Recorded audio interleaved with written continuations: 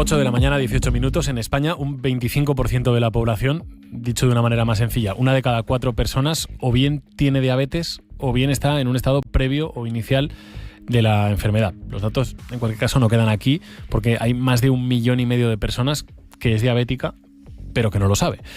Eso es lo que revelan los últimos estudios que hemos conocido. Hoy es el día de esta enfermedad, una jornada en la que las sociedades científicas y también los pacientes, evidentemente, nos cuentan cómo avanza la ciencia o qué tratamientos nuevos van poco a poco mejorando su calidad de vida. Esta mañana está con nosotros la doctora Beatriz Lardíez, especialista en endocrinología y nutrición en el Hospital Miguel Servet de Zaragoza. Doctora, ¿qué tal? ¿Cómo está? Muy buenos días. Hola, ¿qué tal? Muy buenos días. Bueno, gracias por acompañarnos. La diabetes, que, corríjame, pero si lo resumimos mucho, viene a ser una enfermedad que ocurre cuando la glucosa en la sangre, no sé si es muy correcto, el azúcar en la sangre es demasiado alto, ¿no? Diríamos. Eso es. Al final, es verdad que hay que diferenciar entre dos tipos de diabetes, que es la diabetes tipo 1, que es menos frecuente que la diabetes tipo 2, pero en cualquier caso lo que ocurre es que hay un exceso de glucosa en sangre y al final eso va a llevar unas complicaciones, que es lo que intentamos evitar. Uh-huh. ¿Es una de las enfermedades más extendidas ahora mismo en España? Sí, es una verdadera pandemia. O sea, hay muchas pandemias, pues una de ellas es la diabetes, desgraciadamente. ¿Y por qué? Pues al final está aumentando la incidencia, sobre todo de la diabetes tipo 2, que está muy relacionada con el estilo de vida. Por tanto, pues cada vez hay más hábito sedentario, pues peor alimentación y una serie de hábitos que hacen que cada vez eso aumente más su incidencia. Pero también de la diabetes tipo 1, que no la podemos prevenir, pero sin embargo también cada vez vemos más casos. Entonces queda por estudiar, pero bueno, la tipo 2 es la que deberíamos intentar prevenir, sobre todo mejorando nuestros hábitos de vida. ¿Qué es la diabetes tipo 1 y qué es la diabetes tipo 2, doctora? Vale. La tipo 1 muchas veces no se sabe muy bien la causa, pero bueno, hay una base autoinmune y es digamos, la diabetes infantil, la que suele comenzar en infancia y adolescencia, a veces también adultos, y ahí no hay insulina y el tratamiento único es la insulina, que es la principal diferencia con la diabetes tipo 2, que es más frecuente, que suele aparecer en edades más avanzadas y ahí muchas veces hay cada vez más tratamientos que están evitando llegar a tener que llevar insulina, porque en ellos muchas veces con pastillas se puede controlar bien. Nos decía, cada vez hay más diabéticos. Leíamos también la preocupación que existe entre los colectivos médicos, los colectivos científicos, porque, corríjame, pero también hay cada vez más niños que tienen diabetes. Eso es. Hay, como digo, más diabetes de la tipo 1, pero también de la tipo 2, que está prevenible, que está muy ligada al exceso de obesidad y de sedentarismo de la población infantil y es la que tenemos que atacar y intentar prevenir lo mejor posible. ¿Es tan sencillo como más deporte y mejor alimentación? Sí, es un poco resumirlo, pero eso sería una buena base para empezar. Si hay antecedentes en la familia de personas diabéticas, es más probable que se desarrolle también la diabetes. En la diabetes tipo 2 también, sobre todo. Si es verdad que si tienes al padre o abuelo con diabetes, es mucho más probable. En la tipo 1 también hay algo de relación, pero menos. Pero en la tipo 2 sí que es otro factor que hay que tener en cuenta. ¿Qué es lo que se está haciendo ahora mismo desde el punto de vista de la investigación? Bueno, pues es verdad que desgraciadamente la diabetes parece que no llegamos a curarla, que sería lo ideal. Entonces sí que es verdad que está habiendo mucho avance en los dos tipos de diabetes. Principalmente en los últimos años el tema de la monitorización continua de glucosa, que es ponerse un parchecito en el brazo y que te diga los niveles de azúcar sin tener que mincharte en el dedo, es uno de los mayores avances. Pero bueno, está avanzando los nuevos tipos de insulina, cada vez son más parecidos a nuestra insulina, que sería la fisiológica. Y es verdad que cada vez hay más tratamientos para la diabetes tipo 2, que hacen también bajar peso. Entonces, afortunadamente, muchísimo avance, pero la cura es verdad que no llega.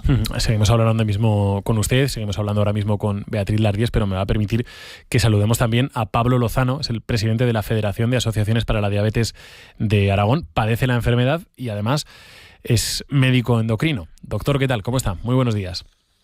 Muy buenos días, muchas gracias. Bueno, tiene un perfil, digamos, global, ¿no? Absoluto, así que ve la enfermedad desde, creo que todos los prismas que se puede contemplar. Eso es. Sí, yo creo que un poco la tocamos desde todos los puntos, ¿no? Desde tanto el punto de paciente como metido un poco en lo que es el tema del sistema sanitario. Como paciente, ¿cómo ve la enfermedad? Pues lo que es convivir con diabetes, la verdad que claro, es una patología crónica que te acompaña las 24 horas del día, ¿no? Y que además supone una carga mental muy importante porque lo que conlleva tener diabetes es tomar muchas decisiones a lo largo del día sobre diferentes factores que pueden afectar al control glucémico. Entonces, sobre todo es una enfermedad que muchas veces está disidente, pero supone una carga muy importante para los pacientes con diabetes. Y desde el punto de vista médico, estábamos conversando ahora con Beatriz Lardíez, creo más que se conocen. Estamos hablando acerca de los tratamientos, ¿no? De la investigación, de los avances, en definitiva, que se están produciendo en los últimos años. Sí, la verdad ¿Hay margen para ser optimista? Hombre, ahora mismo yo creo que estamos en un punto bastante bueno en lo que son los avances y los nuevos tratamientos que se están enfocando hacia la diabetes. Está habiendo mucha investigación y están saliendo pues muchísimas novedades, partiendo desde, por ejemplo, los sistemas de medición continua, que han sido una revolución en los últimos años y que en lo que es en calidad de vida de los pacientes con diabetes, la verdad que yo diría que ha sido un antes y un después.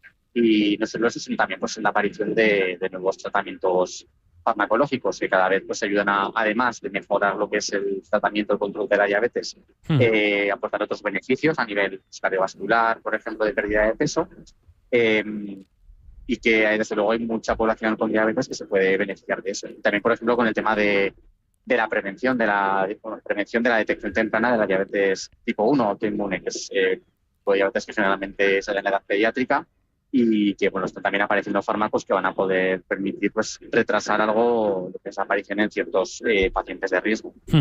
Doctor, muchísimas gracias por haber estado con nosotros. Que vaya muy bien. Muchas gracias a ustedes. Un saludo, muy buenos días. Doctora, esta imagen de, lo decía usted antes, ¿no? El tener que pincharse insulina, ¿esto lo vamos a ver cómo desaparece en el futuro o es demasiado optimista? Ojalá. Es verdad que igual que todo lo que ha comentado Pablo es cierto, hay muchísimas novedades como ha comentado, y también el tema de las bombas de insulina, el sistema de infusión, también da un poco de libertad de no tener que estar pinchando y te colocas la bomba y es un sistema automático que va inyectando la insulina. Entonces, ojalá esos sistemas se vayan mejorando, que por lo menos también haga al paciente más independiente. Pero bueno, como digo, lo ideal sería la cura, pero mientras tanto es verdad que por lo menos hay sistemas para mejorar la calidad de vida y sobre todo evitar el número de pinchazos y facilitarlo. Pues que te pongas la medicación con un parche es verdad que es mucho más sencillo que tener que inyectarte el fármaco. Decía Pablo Lozano, es una enfermedad que supone una carga también desde el punto de vista psicológico, porque hay que estar las 24 horas pendiente absolutamente y que la vida gire en torno al tratamiento de un modo u otro, ¿no?, de la enfermedad. Totalmente. Al final es verdad que el paciente continuamente está mirando, y ahora es verdad que con los sistemas nuevos tiene más información, con lo cual todavía más pendientes sus niveles de glucosa y de que si están altos le pueda dar complicaciones en el futuro, o si le baja pues que tenga que actuar para la hipoglucemia. O sea que al final la carga psicológica es verdad que es tremenda. Esto se lo dicen los pacientes a usted. Totalmente. Y es verdad que eso ahora cada vez es más fácil manejarla, y por eso el paciente también eso le resulta más fácil el manejo por los sistemas nuevos que están viendo. Pero antes los pacientes se complicaban más porque es verdad que atendían menos a su diabetes, porque era más complicado seguirla. Entonces, bueno, estamos avanzando y yo creo que la calidad de vida poco a poco la vamos mejorando también los pacientes. Claro.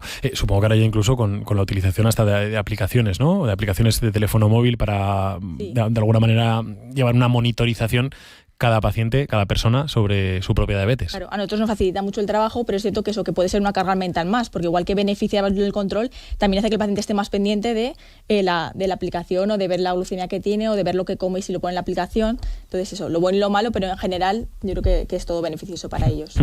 Leíamos que hace unas semanas, hace un mes aproximadamente, en China se publicaba el estudio del caso de una paciente que recibió una terapia basada en células madre y que parece que ha funcionado, ¿no? Esto, claro, nos lleva a esos horizontes de directamente cura de la enfermedad.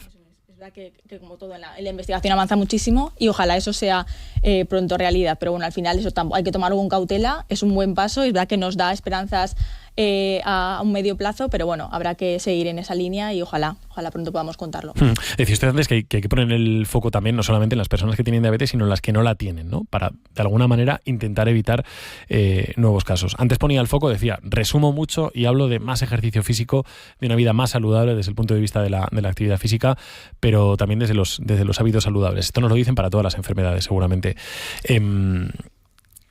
Pero no terminamos de creérnoslos como ciudadanos, ¿no? Claro. O sí nos lo creemos, pero no lo aplicamos. Es que es algo que conlleva sacrificio. Es verdad que la gente prefiere tomarse una pastilla o pincharse un fármaco antes que ponerse a hacer todos los días una hora de deporte, llevar una dieta equilibrada, evitar los ultraprocesados. Al final la vida de cada uno es complicado y es verdad que es difícil seguirlo, pero bueno, hay que pensar que al final es un estilo de vida que además de la diabetes previene la obesidad y previene otras muchas enfermedades. Con lo cual, eso, al final hay que insistir y en cada consulta insistimos mucho en esa prevención. Con respecto a la diabetes hay que tener en cuenta otros elementos, otros factores. Para prevenirla.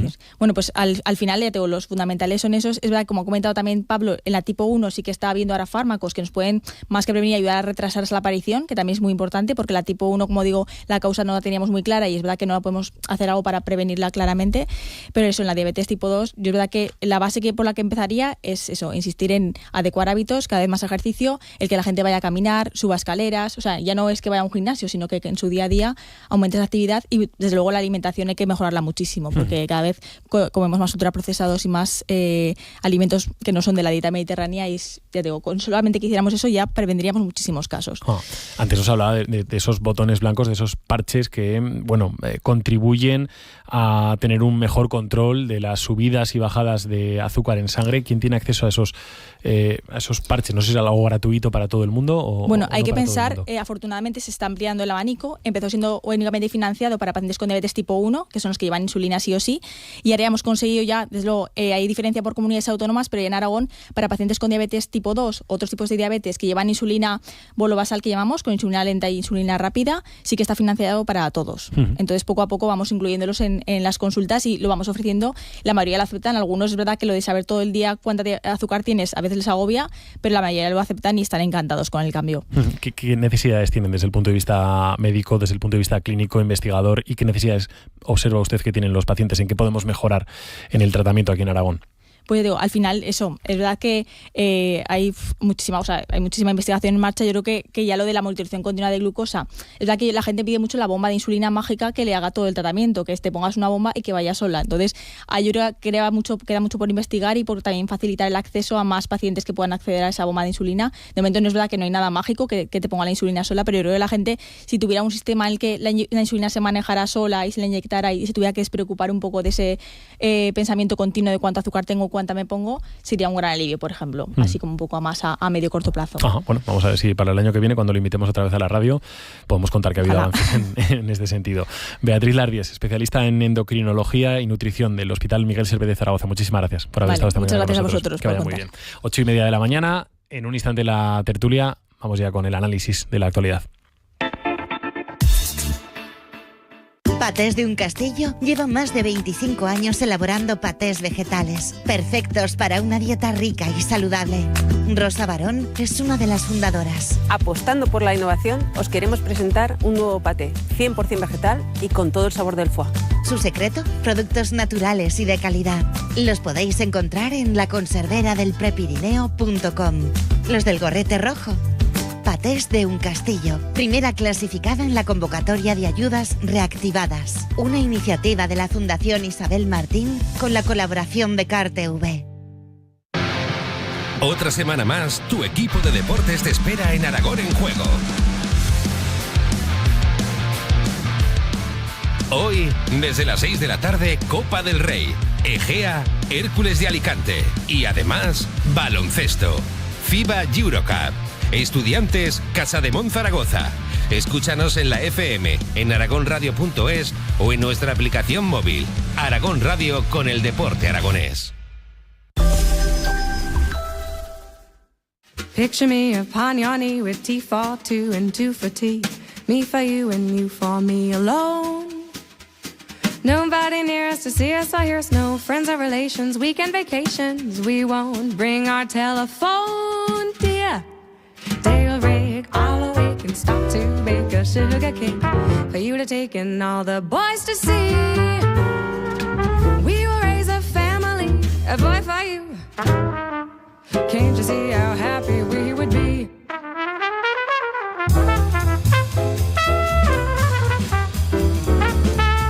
Aquí estamos ya, en el tiempo de tertulia, esta mañana con Juan David Gómez Quintero, sociólogo, profesor de Trabajo Social de la Universidad de Zaragoza. ¿Qué tal, Juan David? Muy buenos días. Buenos días a todos. Con Juan Bolea, periodista, escritor. Juan, ¿qué tal? Muy buenas. Hola, buenos días. Y con Mónica Fuentes, periodista también. Mónica, ¿qué tal? ¿Qué tal? Buenos días. Muy buenos días. Hoy, por supuesto, también con el debate, con la mesa ampliada para los oyentes en el 608-578-412. Hombre, yo creo que es uno de esos días en los que planteamos un tema del que apetece hablar, ¿no? Esperanza, ¿a quién no le apetece hablar de que va a ser millonario? Sí, porque faltan apenas 2 horas para que llegue casi la antesala de la Navidad.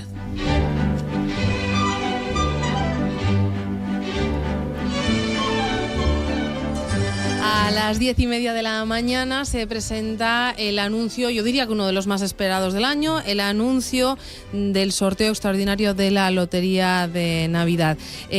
A lo largo de esta tertulia conoceremos cómo está yendo la campaña, pero queremos saber cómo está el cajón, el sobre, el sitio donde nuestros oyentes guardan sus décimos, sus participaciones de lotería, si son de los que compran, de los que no compran, de los que rechazan esta campaña. Hay gente que te dice, no compro nada de lotería, solo la que comparto con mi familia.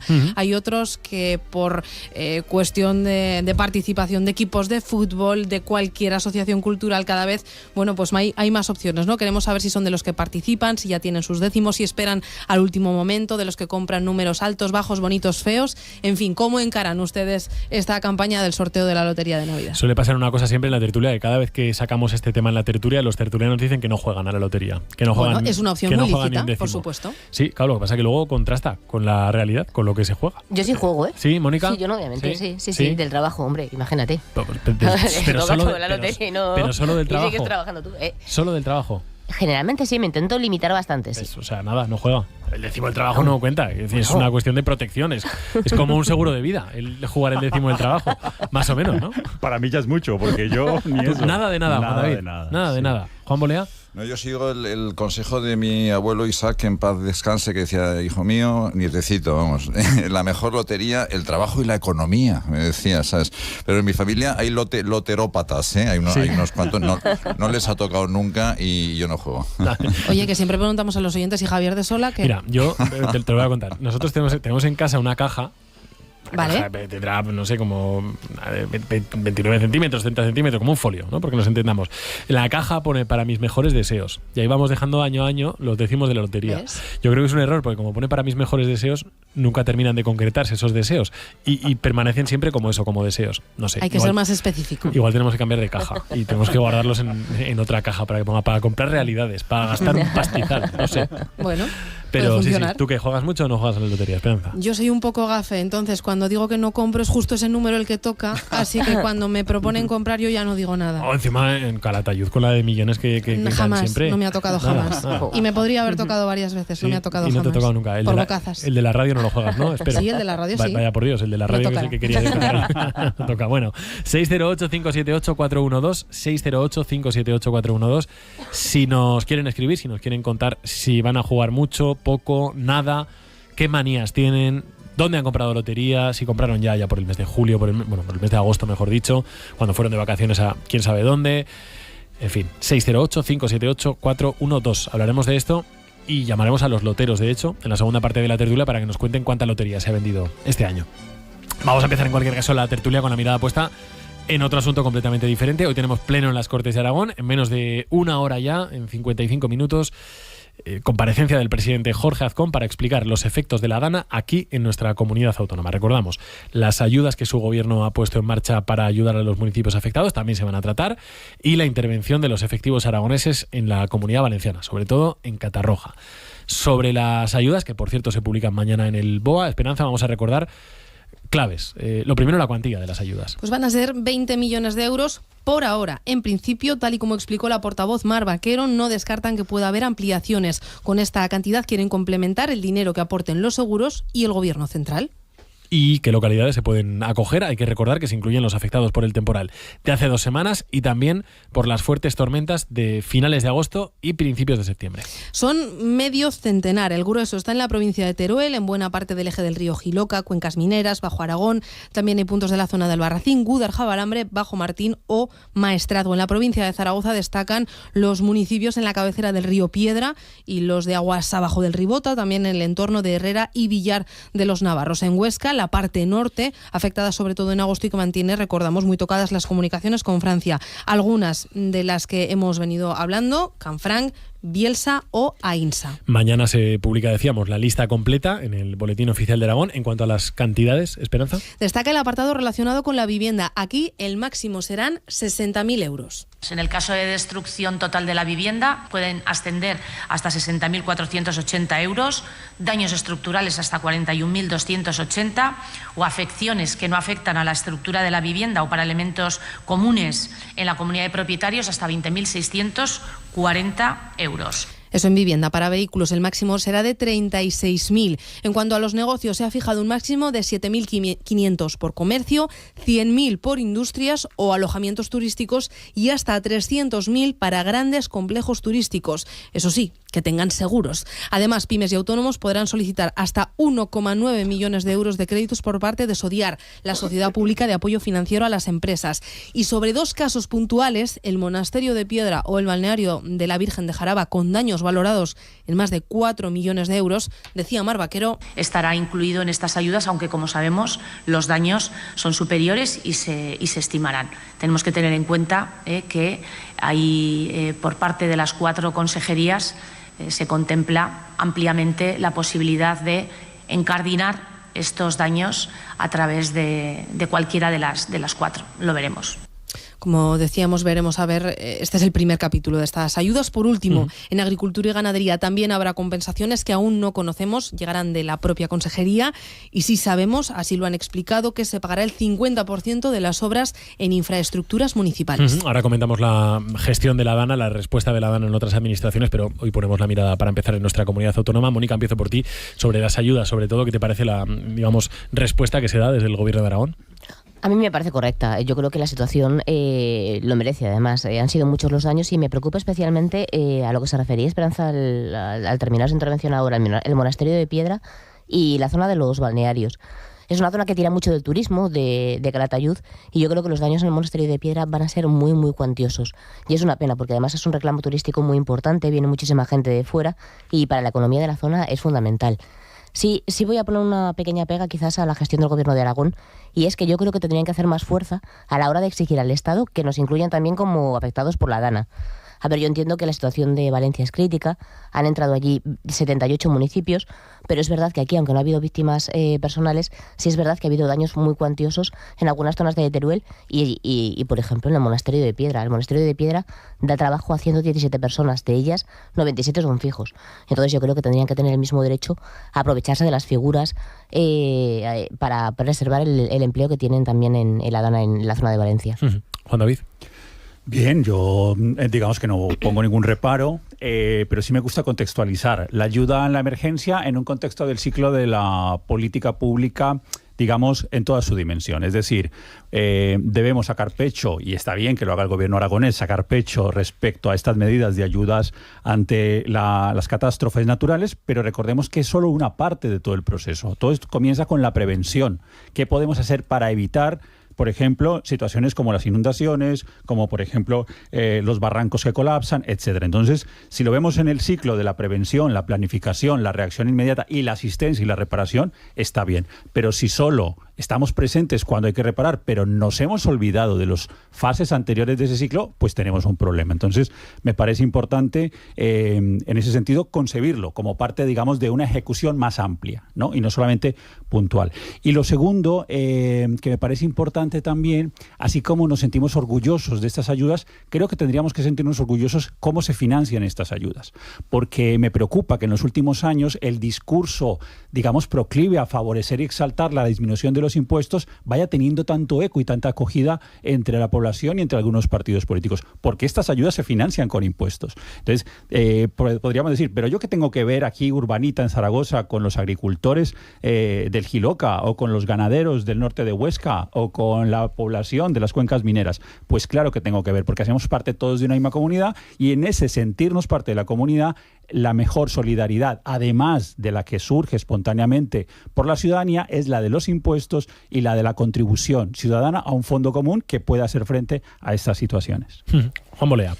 Sí, yo creo que la lucha contra las catástrofes naturales no puede trocearse en competencias autonómicas. No tiene ningún sentido, ¿verdad?, separar los daños de Valencia de los de Teruel, de los de Andalucía, según llueva más o menos, que eso es un capricho de la naturaleza. Lo que racionalmente tiene que hacer un Estado moderno como el nuestro es aglutinar un mando único que dé respuesta inmediata en cualquier lugar del país cuando haya una catástrofe natural. Tiene tiene que haber un servicio permanente de 24 horas, dependiente yo creo que del gobierno nacional o de alguno de sus ministerios, para que eso tenga una respuesta inmediata, que luego se va a coordinar evidentemente con el presidente valenciano, el presidente aragonés, el presidente andaluz, etcétera, etcétera. Pero todo lo que no sea eso va a suponer una cadena de errores, de nuevo, como el que hemos visto ahora en Valencia. Gran descoordinación, gran descontrol y una especie de estupefacción de los poderes ejecutivos ante un hecho que exige, repito, una respuesta inmediata y sobre todo profesional. Tiene que haber un equipo de gente que sepa qué es lo que hay que hacer en ese primer momento, ¿no? Hombre, también en las autonomías hay muchísimas diferencias a la hora de encarar la gestión de una DANA como estamos viendo ahora. No tiene nada que ver la gestión que hizo la Generalitat Valenciana con lo que hizo ayer Juanma Moreno Bonilla en Andalucía. Se suspendieron las clases inmediatamente, se recomendó a la población que no saliera. Vale, que también es cierto que venimos de una DANA que ha sido catastrófica y que parece que hemos aprendido la lección, pero entre las propias comunidades autónomas hay un trabajo que es muy, muy diferente. Aquí en Aragón se lleva también muchísimo tiempo trabajando en planes especiales con el 112. Entonces yo creo que en el caso de que nos viéramos hoy, tuviéramos que afrontar una situación tan delicada como la que se ha vivido en Valencia, probablemente con la naturaleza nunca se sabe, pero por lo menos las bases de cuál sería el dispositivo para tratar de afrontarla están puestas. Otra cosa es otras autonomías que han hecho los deberes peor y en la que sus dirigentes han sabido gestionarla peor de lo que se ha hecho en otras, como estamos viendo ahora en Andalucía. Yo creo que la mejor vacuna o antídoto ante los pensamientos o las ideas extremadamente localistas o regionalistas o nacionalistas es precisamente el reto que tenemos a nivel medioambiental. Porque efectivamente los fenómenos naturales no conocen de fronteras administrativas ni políticas. Sin embargo, la Ley de Protección Civil, que no me parece, digamos que me parece bastante sensata, la de 2015, plantea una reacción, digamos, escalar. Es decir, cuando las dimensiones de la catástrofe son municipales, la competencia es municipal. Cuando escala a nivel autonómico es autonómica y luego a nivel estatal, pero sí que es verdad que de esta experiencia podemos tener aprendizajes para esa intervención multinivel que decía Juan. Y lo segundo, sobre el tema de las ayudas. Fundamental, y es un elemento recurrente año tras año, la eficacia en la gestión, la simplificación de los justificantes y la cercanía al ciudadano en la tramitación del papeleo. ¿Por qué? Porque digamos que hay cierta generosidad y empatía cuando se realizan estas acciones, pero cuando centramos en la letra pequeña, de que la factura no entra, de que no está bien cumplimentado, de que el formulario es online y hay gente que no sabe moverse en el nivel online, es cuando vemos, digamos, las dificultades de la tramitación. Entonces, yo creo que otro aprendizaje es que la administración vaya al ciudadano y que no sea el ciudadano el que tenga que moverse en un laberinto complejo de papeles y de formularios en línea. Bueno, empezamos hablando... y que las ayudas quizás lleguen en plazo, porque si miramos ahora, echamos la vista atrás, podemos pensar en todos los afectados por el volcán de La Palma y no han llegado las ayudas todavía. Entonces, está muy bien cuando decimos, vamos a entregar 20 millones en ayudas. Sí, pero bueno, vamos a hacer también, pues como explicabais ahora, ¿no? Una simplificación administrativa que permita que las ayudas lleguen de verdad al ciudadano. Decía que empezábamos hablando de las ayudas aquí en nuestra comunidad autónoma, evidentemente la gestión de la DANA conectada a todos los territorios, y hoy merece la pena también poner la mirada en lo que iba a ser y no va a ser. Hoy estaba prevista la comparecencia de Carlos Mazón, del presidente de la Generalitat Valenciana, para dar explicaciones sobre su gestión de la DANA. Esa comparecencia se aplaza a mañana por la situación en la que está precisamente la Comunidad Valenciana, la provincia de Valencia, la provincia de Castellón. Vemos como efectivamente ya decís alguno en vuestras intervenciones, Mónica, sobre todo, que parece que desde luego algo ha cambiado, ¿no? Porque de la primera DANA, la de hace 2 semanas, a esta segunda, ya vemos, ¿no?, que ha habido comunidades autónomas que han tomado decisiones, incluso la propia Comunidad Valenciana ha tomado decisiones, ha prohibido la circulación en vehículo privado hasta esta próxima medianoche, en fin, pero bueno, seguimos muy pendientes en cualquier caso de la comparecencia para mañana, aplazada a mañana, de Carlos Mazón, que explicará a Juan su gestión de lo que ha sido la DANA y veremos a ver si finalmente toma alguna decisión desde el punto de vista de la reordenación de ceses, de salidas y de entradas de novedades en su propio gobierno. Sí, bueno, empezando por la prevención, a ver si el señor Mazón es capaz de explicar a los valencianos y a los españoles efectivamente qué políticas preventivas, ¿verdad?, y qué cautelas tenía aprobada la Comunidad Valenciana, donde estos fenómenos son hasta cierto punto frecuentes, ¿eh? Este ha sido una barbaridad, pero no son infrecuentes, por lo tanto sí que tenían que tener, digamos, un protocolo determinado. A mí me gustaría saber también, volviendo un minuto, una acotación a Aragón, por ejemplo, qué plan tenemos nosotros aquí en Zaragoza capital, sin ir más lejos, ojos ante el supuesto desbordamiento del río Ebro. Es una cosa que ha ocurrido durante muchos años y que con estas danas podría volver a ocurrir de una manera mucho más grave. Supongamos por un momento que el Ebro empieza a crecer e inunda, pues yo qué sé, la Química, inunda el Actur, por ejemplo, donde viven 100.000 personas. Estamos preparados para una situación así, que es absolutamente posible a la vista del cambio climático. Yo creo que no. Yo no conozco ningún plan preventivo, ¿verdad?, que haga frente a esta posibilidad que puede darse de aquí a primavera. De aquí a primavera. A mí me gustaría, para tranquilizar a todos estos vecinos, porque una enorme crecida del Ebro, que no es descartable, sumergiría una serie de barrios en Zaragoza capital. Esto puede ocurrir. Sí, bueno, pero volvamos a Valencia. Perdona, Juan, plan existe, ¿eh? Hay un plan de autoprotección que blinda la ciudad frente a las crecidas del Ebro, del Gállego y del Huerva, que lo han diseñado además los bomberos de Zaragoza, donde te figuran también zonas concretas que por experiencias propias saben ya que se podrían inundar. Entonces lo que han hecho es, viendo lo que ha pasado en sucesivas riadas de las más grandes, sí que tienen localizadas las zonas para poder llevar a cabo una intervención rápida. Uh-huh. Otra cosa es cuando ya lo tengas que aplicar, ¿vale? Uh-huh. Que eso ya sería más complicado. Además está dividido en diferentes niveles del río Ebro, pues si fuera una crecida de 1.800 metros cúbicos por segundo, 2.500 metros cúbicos por segundo, 4.000 metros cúbicos por segundo, que esa ya sería pues de las más grandes, ¿no? De los 100, 500 años. Entonces, sobre el papel está.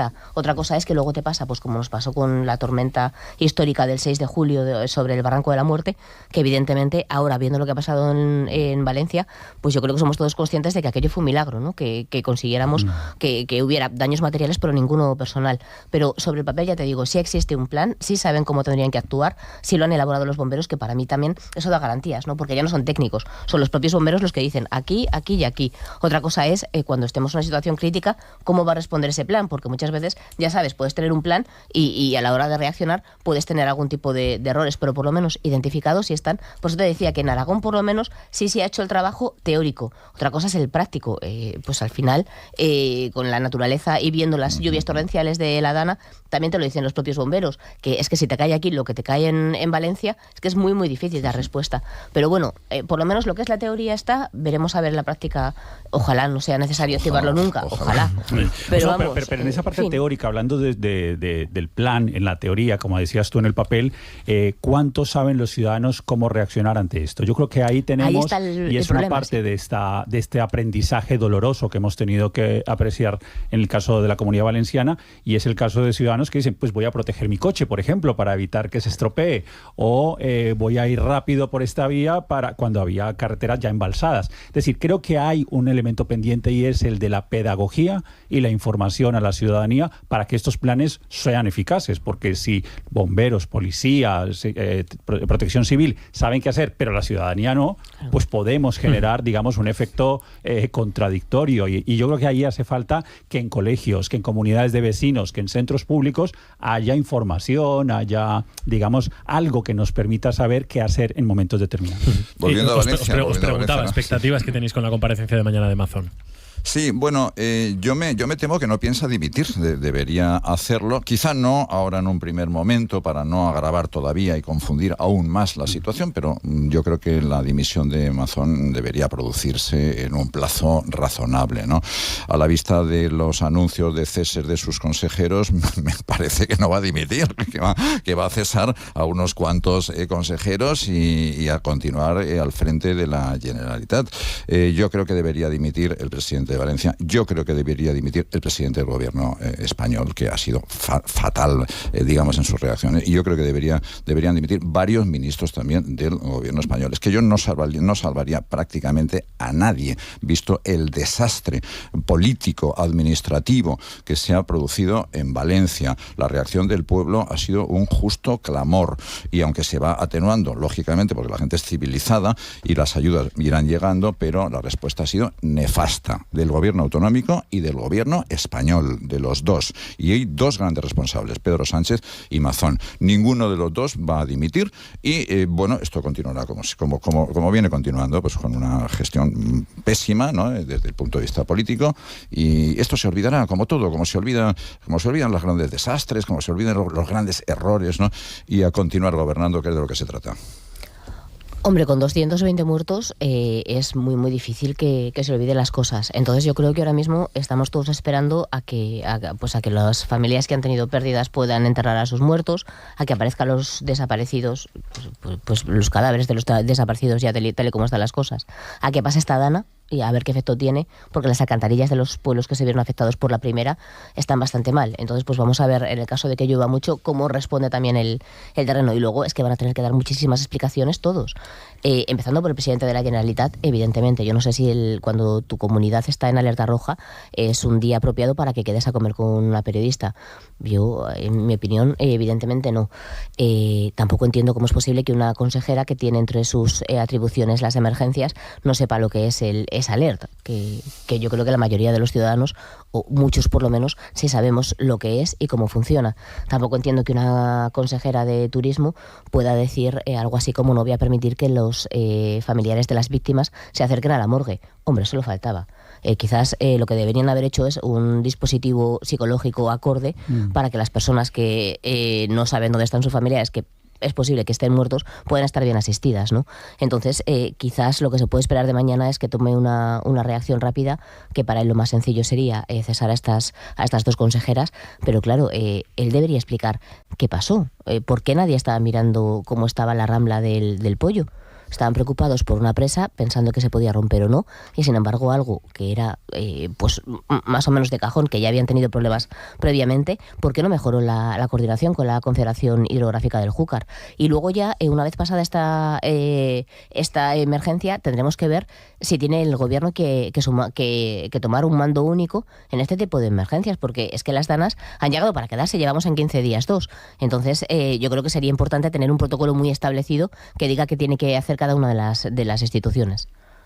Sí, yo creo que tiene un papelón el presidente Mazón. La verdad que estaremos todos muy pendientes de esa comparecencia, pero sí que es verdad que la ciudadanía puede llegar a comprender la negligencia, pero creo que lo que ha roto el límite, lo que ha desbordado el vaso, ha sido la contradicción, la mentira, la banalidad, la frivolidad con la cuestión esta de lo que estaba haciendo en ese momento. Yo creo que eso ha sido el elemento que puede suponer un punto de ruptura para que la ciudadanía no olvide y no permita que esto esté allí. Y hay otro elemento que también va a ser muy importante, y es la presión interna que va a sufrir Mazón. No solo es la presión externa por parte de la ciudadanía, de la población que él gobierna, sino también que esto pueda arrastrar un desgaste de Núñez Feijóo. Y yo creo que la presión interna, si ya hemos visto internamente pues cómo algunos representantes del Partido Popular van dejando caer a Mazón, pues yo creo que terminará cayendo, pero no sabemos cuándo. 9:05 de la mañana, vamos con más asuntos, poniendo la mirada en nuestra comunidad autónoma. En poquito más de media hora, a las 9:30, nuevo encuentro entre los sindicatos y la dirección de Stellantis en Figueruelas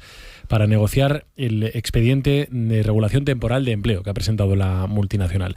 La empresa plantea que 4.200 empleados paren 35 días durante el próximo año para ajustar la producción. Además, ya sabemos que en diciembre desaparece el turno de noche en montaje. Eso afecta a 300 empleados. Vamos a saludar a Lidia Silva, secretaria general de comisiones en Stellantis. Señora Silva, ¿qué tal? ¿Cómo está? Muy buenos días. Hola, muy buenos días. ¿Qué tal? ¿Qué esperan del encuentro de hoy? ¿Cómo están las cosas? ¿En qué punto están las cosas? Pues bueno, la verdad que de momento todavía no tenemos mucha información más que la que tuvimos el pasado viernes, que tuvimos la primera reunión en la que simplemente pues bueno, nos dijeron cuáles eran las causas, que eran causas organizativas y de producción, y bueno, que en principio deberíamos de plantearnos abrir un ERTE pues por lo que pueda pasar en el año que viene, ¿vale? Entonces de momento tampoco tenemos mucha información de más, porque hoy a las 9:30 vamos a tener otro encuentro donde ella nos dirá un poco las condiciones, y poco más que decir. Simplemente nosotros esperamos que las condiciones sean mínimo como las de los anteriores ERTEs, y pues bueno, partiendo de esa base intentaremos que salgamos lo menos perjudicados posibles. Dijo ayer el presidente del comité de empresa que espera que el ERTE sea preventivo y que digamos que no se aplique en su totalidad. Sí, muchas veces, a ver, al final se abre un expediente de este tipo, puede ser que digan hasta 35 días y luego no se gaste, por ejemplo, ni la mitad, ¿vale? Pero tal y como están las cosas y tal como pintan, pues al final yo entiendo que tampoco podemos con esta incertidumbre que tenemos ahora y esta inseguridad, pues claro, al final hay que abrirlo pues por lo que pueda pasar, porque como tampoco lo sabemos, ojalá. Entonces, bueno, pues se puede abrir e ir lo más tarde posible, pero bueno, hay que estar preparados por lo que pueda llegar. Es sorprendente, señora Silva, la normalidad con la que hablamos de los ERTEs en Figueruelas. Pues sí, la verdad que llevamos unos años muy malos y eso que este año 2024 hemos podido salvar la situación sin haber ningún ERTE de por medio, pero bueno, vemos que el año que viene va a ser peor, o por lo menos pinta bastante peor, entonces bueno, pues para salvar un poco la situación, pues no nos queda otra que negociar un ERTE. Estaremos atentos a la reunión, 9:30. Lidia Silva, muchísimas gracias. Gracias a vosotros. Un saludo. Muy buenos días. Juan David. Bueno, sí, lo comentabas tú, ¿no? Igual en los últimos 15 años puede haber habido unos 10 ERTEs. Recordemos la crisis de 2008, la gran recesión, luego vino la pandemia, luego la crisis de los semiconductores. Es decir, ya ha habido, digamos, acontecimientos, sobre todo de tipo global e internacional, que han afectado a Stellantis o en general a la marca que estuviera en ese momento. Y bueno, ahora tenemos estas oscilaciones en la producción. Yo creo que el reto fundamental en este momento es esa transición hacia la producción de los modelos eléctricos de los coches, y eso pues va a suponer unos ajustes y unas, de alguna forma, adaptaciones para poder resolver esta transición en la producción. Recordemos que Europa se plantea, y ahora se está hablando en la COP29, recordando que en 2035 los vehículos en Europa deben ser cero emisiones, y eso le supone a todas las empresas pues unos procesos de adaptación. Sin embargo, yo creo que también una cuestión positiva es que la negociación ha sido siempre bastante cordial, de altura, es decir, se han minimizado el impacto en los trabajadores, los sindicatos y la patronal han podido, digamos, minimizar los despidos o las situaciones que afectan a las condiciones laborales, y han siempre buscado la reubicación, han buscado digamos, la minimización de esos daños. Entonces, bueno, esperaremos a ver y ojalá que sea preventivo y que no sea, digamos, real. Bueno, parece una medida coyuntural, ¿no? Un ajuste o un reajuste, ¿no? Del tema de la producción. A mí el tono de la representante sindical que acabas de entrevistar, Javier, no me ha parecido un tono de alarma, digamos, ¿no?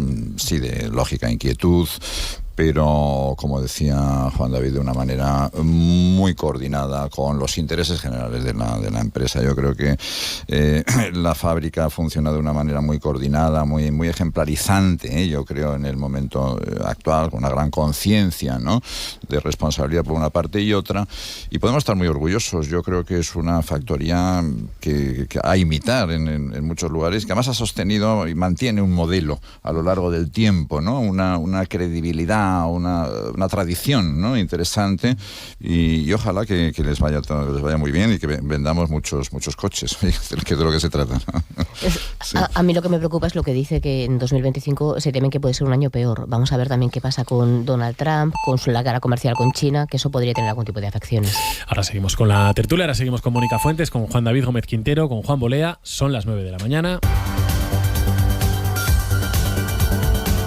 Y como siempre, a las 9 actualizamos, reordenamos la información. Ahora mismo, ¿dónde ponemos la mirada, Ana? Ahora mismo en el índice de precios al consumo de octubre, el Instituto Nacional de Estadística acaba de confirmar el dato adelantado que se había publicado, es decir, en octubre los precios subieron en España un 1,8%, son 3 décimas más que en septiembre. Estamos a la espera de conocer los datos por comunidades autónomas. Además, en España, 1 de cada 4 personas tiene diabetes o está en un estado previo de la enfermedad. En Aragón son cerca de 100.000 las personas diabéticas, son cifras en las que nos fijamos hoy en el Día Mundial de esta enfermedad crónica. Una jornada en la que se incide en la importancia de la investigación para mejorar la calidad de vida de los diabéticos y también en la prevención. En Aragón Radio hemos hablado esta mañana con la doctora Beatriz Lardiés, que es especialista en endocrinología y nutrición en el Hospital Miguel Servet de Zaragoza. Ha advertido de que hay un crecimiento importante de la diabetes tipo 2 que tiene mucha relación con hábitos de vida sedentarios. En la tipo 1 sí que está habiendo ahora fármacos que nos pueden, más que prevenir, ayudar a retrasar la aparición, que también es muy importante, porque la tipo 1, como digo, la causa no la teníamos muy clara y es verdad que no la podemos hacer algo para prevenirla claramente, pero eso, en la diabetes tipo 2, yo es verdad que la base por la que empezaría es eso, insistir en adecuar hábitos, cada vez más ejercicio, el que la gente vaya a caminar, suba escaleras, o sea, ya no es que vaya a un gimnasio, sino que en su día a día aumente esa actividad y desde luego la alimentación hay que mejorarla muchísimo. Por lo demás, hoy tenemos pleno en las Cortes de Aragón. En la Aljafería están ya José Ángel Gracia para la parte técnica y Rafa Navarro. Rafa, buenos días. Buenos días, un pleno en el que los efectos de la DANA, su paso por Aragón, van a ser objeto del principal debate en una sesión en la que el presidente aragonés Jorge Azcón va a comparecer para explicar las ayudas para los afectados por las dos DANAs que han afectado a Aragón en los últimos meses, una entre finales de agosto y primeros de septiembre y la segunda, la más reciente, entre finales de octubre y principios de noviembre. Recordamos que además mañana viernes se van a publicar en el BOA tanto las bases reguladoras como la convocatoria de ayudas por los efectos de la DANA. Jorge Azcón va a informar también sobre el dispositivo de ayuda que nuestra comunidad autónoma ha desplegado en la Comunidad Valenciana en la DANA de primeros de noviembre. En este pleno también escucharemos a la vicepresidenta del Gobierno de Aragón, a Mar Vaquero, que va a informar sobre el desarrollo del plan normativo de este año, es decir, sobre las iniciativas legislativas y reglamentarias del Gobierno de Aragón. Lo va a hacer a propuesta del Partido Socialista. También celebra hoy pleno la Diputación Provincial de Huesca, en este caso extraordinario. María Ángel Pérez. Las ayudas por la DANA de Valencia es uno de los asuntos que se abordarán en dicha sesión plenaria y que ya anunciaba en el último pleno el presidente de la institución, Isaac Claver. Se trata de la creación de un fondo dotado con 227.077 euros, €1 por cada alto aragonés, que se van a destinar por un lado a distintos colectivos sociales valencianos que están trabajando sobre el terreno y para apoyar a las entidades del Alto Aragón que de forma desinteresada y solidaria han estado o continúan en las zonas afectadas. La ampliación del plan Impulso, destinado a mejorar las infraestructuras de los 201 municipios de la provincia, o el plan de concertación para la realización de la campaña anual de esquí escolar para 2025 a través de las comarcas son otros de los puntos del orden del día. En la Diputación de Teruel, el equipo de gobierno presenta hoy los presupuestos para el próximo año, para 2025. Eva Lázaro. Darán a conocer las líneas principales de las cuentas del próximo año, que incluye el borrador elaborado por el PP Teruel Existe y PAR. El presupuesto de 2025 se aprobará en una semana, tiempo en el que el único partido de la oposición, el PSOE, puede presentar enmiendas, y precisamente estos plazos son los que han criticado los socialistas, que dicen sentirse despreciados por esta tramitación express de unos presupuestos. Pedro Polo, portavoz del PSOE en la Diputación Provincial de Teruel.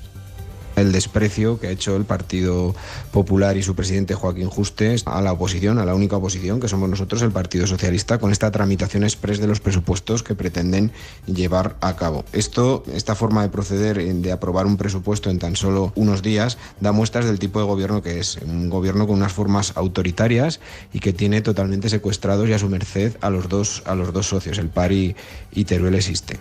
En Zaragoza hoy conoceremos más detalles sobre la implantación del nuevo servicio de bicicletas públicas, que está previsto que arranque a mitad de enero. Lucía Peralta. El servicio anterior, el Bici Zaragoza, dejó de funcionar el pasado 31 de octubre después de más de 16 años en la ciudad. Al concluir de forma definitiva el contrato con la empresa que gestionaba este servicio, Bici deja su lugar a una nueva bicicleta pública que arrancará a mediados del próximo mes de enero con 100 estaciones y 1.000 bicicletas, una cantidad que irá creciendo a lo largo de 2025 hasta alcanzar las 276 estaciones y las 2.500 bicicletas que estarán repartidas por prácticamente toda la ciudad. Hoy conoceremos más sobre cómo funcionará y también sobre la implantación de este servicio. La Sociedad Deportiva Egea recibe hoy al Hércules en la primera ronda de la Copa del Rey. Pepe Borque, ¿qué tal? Buenos días. ¿Qué tal, Ana? Buenos días. Esta tarde a las 6 se disputa un partido que podremos seguir en Aragón TV y Aragón Radio, en el que el conjunto aragonés busca dar la sorpresa y eliminar a un rival de categoría superior. Escuchamos a Ramón López, jugador del equipo de las Cinco Villas. Sabemos que es una categoría más el Hércules, que además está en una dinámica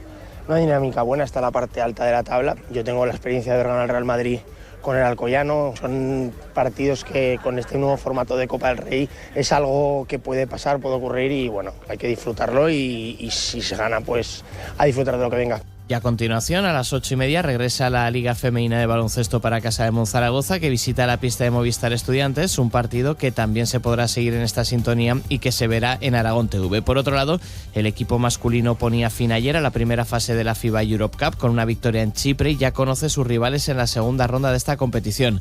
Será el Tofaş Bursa turco, el Oporto portugués y el Marusi griego. Por otro lado, la plantilla del Real Zaragoza entrena hoy a las 10:30, pendientes del estado físico de Calero y Luna, que ayer no pudieron trabajar con normalidad, mientras que en la Sociedad Deportiva Huesca, Jordi Martín seguía ayer al margen del grupo. Y nos queda el tiempo. Luismi Pérez, ¿qué tal? Buenos días. Buenos días, un jueves dominado por la humedad, que se traduce en muchas nubes bajas ahora en el sur de Zaragoza, también en el Valle del Jalón, o especialmente en la provincia de Teruel. Son nubes bajas o nieblas. Algunas nieblas, asimismo, se han formado y van a persistir, de hecho, en el sur de Huesca, entre el Bajo Cinca, la Litera, allí algo más persistentes. Y en cambio la sierra, sobre todo en el Pirineo, el cielo mucho más despejado y así seguirá durante toda la jornada. Las nubes de Teruel en muchos casos se van a disipar también, pero van a quedar algunos chubascos muy aislados, nada que ver con los de ayer, en algunos tramos del Matarraña, del Maestrazgo y sobre todo de Gúdar-Jabalambre. Mañana, otra vez en el Pirineo, mucho sol, pero muchas nubes bajas y nieblas en el resto de la comunidad. En todos los llanos y en los valles vamos a volver a despertar con muy mala visibilidad. Precaución al volante. Buenos días, Aragón. Javier de Sola. 9 de la mañana, 7 minutos. Soy plenamente consciente de que tanto esta comisión como la colección de denuncias judiciales, la cantidad de bulos... Mire, perdóneme, señora Gómez, pero... perdóneme, señora Gómez. Es que esto es una intervención... Perdóneme, señora Gómez. Mire, el turno de intervención... Este es el sonido de ayer en la Asamblea de Madrid, que puso en marcha una comisión de investigación para determinar si la Universidad Complutense dio un trato de favor a la mujer del presidente del Gobierno, a la mujer de Pedro Sánchez, para crear su cátedra. La impulsó el Partido Popular, que tiene mayoría absoluta en la Cámara. Ayer era el día en el que Begoña Gómez estaba llamada a comparecer ante la Asamblea de Madrid y Begoña Gómez se acogió a su derecho a no decir nada, a no declarar, porque dijo se trata de una campaña con un objetivo político que es evidente. Así que Begoña Gómez decidió no responder a las preguntas de los diputados de la Asamblea, pero sí quiso esto que han escuchado, es explicar el inicio de su colaboración con la Universidad Complutense y sobre todo la lectura que hace ella de por qué se ha dispuesto esta comisión. Dijo Begoña Gómez que su colaboración con la Complutense se inició hace 12 años como codirectora de un máster y subrayó su trayectoria de 25 años trabajando en consultoría y en docencia, en los que dijo ha asesorado a más de medio centenar de empresas. Así que seguimos en dos debates que tenemos permanentemente instalados aquí en la tertulia, y es uno, si este tipo de comisiones sirven o no sirven para algo, y dos, si son necesarias o no son necesarias más explicaciones más allá de sede judicial por parte de Begoña Gómez y del presidente del Gobierno. Juan David. Bueno, yo creo que como la esposa, bueno, digámosle Begoña Gómez, no le digamos la esposa del presidente, pero yo creo que es que no estaría allí si no fuese ella, si no tuviera esa condición. Me parece que perdió la oportunidad de desmontar todos los bulos que señala, y en ese sentido, pues yo creo que no fue acertado el no declarar, porque podría incluso desmontarlos uno a uno si hay una lista grande de mentiras y de bulos. Yo creo que los hechos que se tratan en esta comisión tienen un efecto político más que un efecto judicial. Dependemos de los fallos judiciales para saber si hubo o no delito. A mí, por lo que oigo y leo, me suena que hay hechos de dudosa, digamos, fidelidad a la ética pública. Hay cuestiones que suenan un poco raro, sobre todo siendo profesor universitario, pues nuestra normativa de cátedras institucionales o de empresa prohíbe que haya directores o directoras que no sean personal de la universidad. Si personal externo puede ser codirector o codirectora siempre que haya alguien del personal docente investigador, y hay cosas, pero de ahí a que sea un delito, pues a mí me cuesta verlo, pero insisto, tendrá la última palabra la justicia. Lo segundo y último que quería señalar es que en esta comisión, impulsada por el Partido Popular, se dice que quieren limpiar el nombre de la Complutense. Pero, a ver, vamos a ver, y lo digo también como universitario, la universidad madrileña, la de la comunidad autónoma, es que es la peor financiada de todas las universidades autonómicas de España. Entonces, hace una comisión para limpiar el nombre de Begoña, pero la comunidad autónoma es la que menos invierte por alumno universitario en España, en torno a 6.000 euros, mientras que el promedio está en torno a 7.000, Aragón 8.000. Es decir, entonces quiere limpiar el nombre de una universidad que infrafinancia y que comenzó el 2023 con un déficit de 65 millones. Bueno, vamos a ver, o sea, realmente aquí pues es un objetivo político de dejar al descubierto pues una situación en la que creo que puede sacar créditos y réditos electorales. Juan. Bueno, ya sabes cuál es mi opinión, ¿eh? A mí me divierten muchísimo, ¿no?, estas comisiones de investigación. Me recuerdan mucho a Hernández y Fernández, los detectives de Tintín, a la Pantera Rosa, a Peter Seller, y me divierten muchísimo, me causan una gran hilaridad. No valen para nada, ¿no? Evidentemente, al margen de hacernos reír como una teleserie de animación, ¿no? ¿Para qué investiga Parlamento alguno a otro político? Oiga, eso no es una competencia del Poder Judicial. No son los jueces, no son los fiscales los que tienen que realmente interrogar, intervenir, condenar, sentenciar a un político, a quien sea. Me da absolutamente lo mismo que hace la presidenta del gobierno o cualquier otro señor en cualquiera de estas comisiones. Recordemos el señor Koldo, no hace unas cuantas semanas, en la tremenda comisión de investigación que le había organizado, creo recordar, que el Senado español. Bueno, este hombre salió a hombros. O sea, es que le faltó cortar el rabo, porque las dos orejas las cortó. No hubo ningún tipo de problema para él, no hubo ningún tipo, porque no había pruebas, nadie había preparado el interrogatorio. O sea, es decir, ¿para qué hacemos esto? ¿Para salir en la prensa? Oiga, pues para eso realmente yo no voy a participar. Yo creo que si doña Begoña es culpable de algo, pues ya no lo dirá el señor juez, que es el que está investigando. Hasta entonces, yo creo que todo esto sobra y que efectivamente es un montaje político. A mí no me causa ningún efecto, al margen de la risa. Es posible que a algún otro le cambie el voto. Desde luego, no es mi caso. Pues es que estoy con Juan y con Juan David. A ver, esto quien lo tiene que decidir es un juez. Entonces, con este tipo de asambleas lo que se busca es un rédito político. Todos lo sabemos y no se va a llegar a ningún sitio, además. Entonces, pues ya se celebró, ya compareció, dijo lo que tenía que decir, que tampoco va a decir mucho más porque es una causa que es judicial. Entonces, evidentemente, ¿qué va a decir la Asamblea de Madrid cuando lo importante será lo que diga delante del juez y lo que decida el juez sobre ello? Sí me preocupa más que después de todo lo que ha pasado, yo creo que una de las cosas que se tendrían que haber hecho en este país es regular cuál es el estatuto que puede hacer o que no puede hacer la pareja del presidente o presidenta de este país. Y yo creo que en eso tendrían que estar trabajando también en el Congreso, porque es verdad que quizás desde la ética sí podría ser bastante más cuestionable. Ya veremos a ver si esto tiene algún tipo de implicación penal. Pero hombre, a mí sí me gustaría que sí que estuviera recogido qué puede y qué no puede hacer quien sea la pareja del presidente o presidenta de este país. Totalmente de acuerdo con Mónica, por dos cuestiones. Una, porque las acusaciones estaban solicitando retirada del pasaporte si no comparecía, o sea, imaginemos. Y segundo, porque la propia acusada, o en este caso la señora Gómez, argumentó que tenía un viaje de Estado para Brasil. Tienen un viaje próximo. Claro, la pregunta es, ¿en un viaje de Estado participa la cónyuge o el cónyuge del primer ministro o del presidente del gobierno? Pues yo cuando escuché eso dije, me acabo de enterar que la familia del presidente participa de los viajes de Estado. Y no sé si eso está regulado o si eso es una atribución que se arroga la propia persona en aras de su defensa y de argumentar que no puede comparecer en una fecha determinada cuando viajan a Brasil. A mí me parece fundamental regular esto porque nos puede prevenir y evitar problemas en el futuro. Hay que regular las funciones, las tareas, las responsabilidades, los, trabajos que tiene la pareja del jefe de gobierno en España, Juan Bolea. Pues yo me temo que sí, me temo que al final sí, hasta ahora hay un cierto vacío allí, dando por supuesto todos los españoles que los comportamientos de las esposas, los maridos, los sobrinos y cuñados de los presidentes del gobierno pues iban a ser comportamientos ejemplares, ejemplarizantes.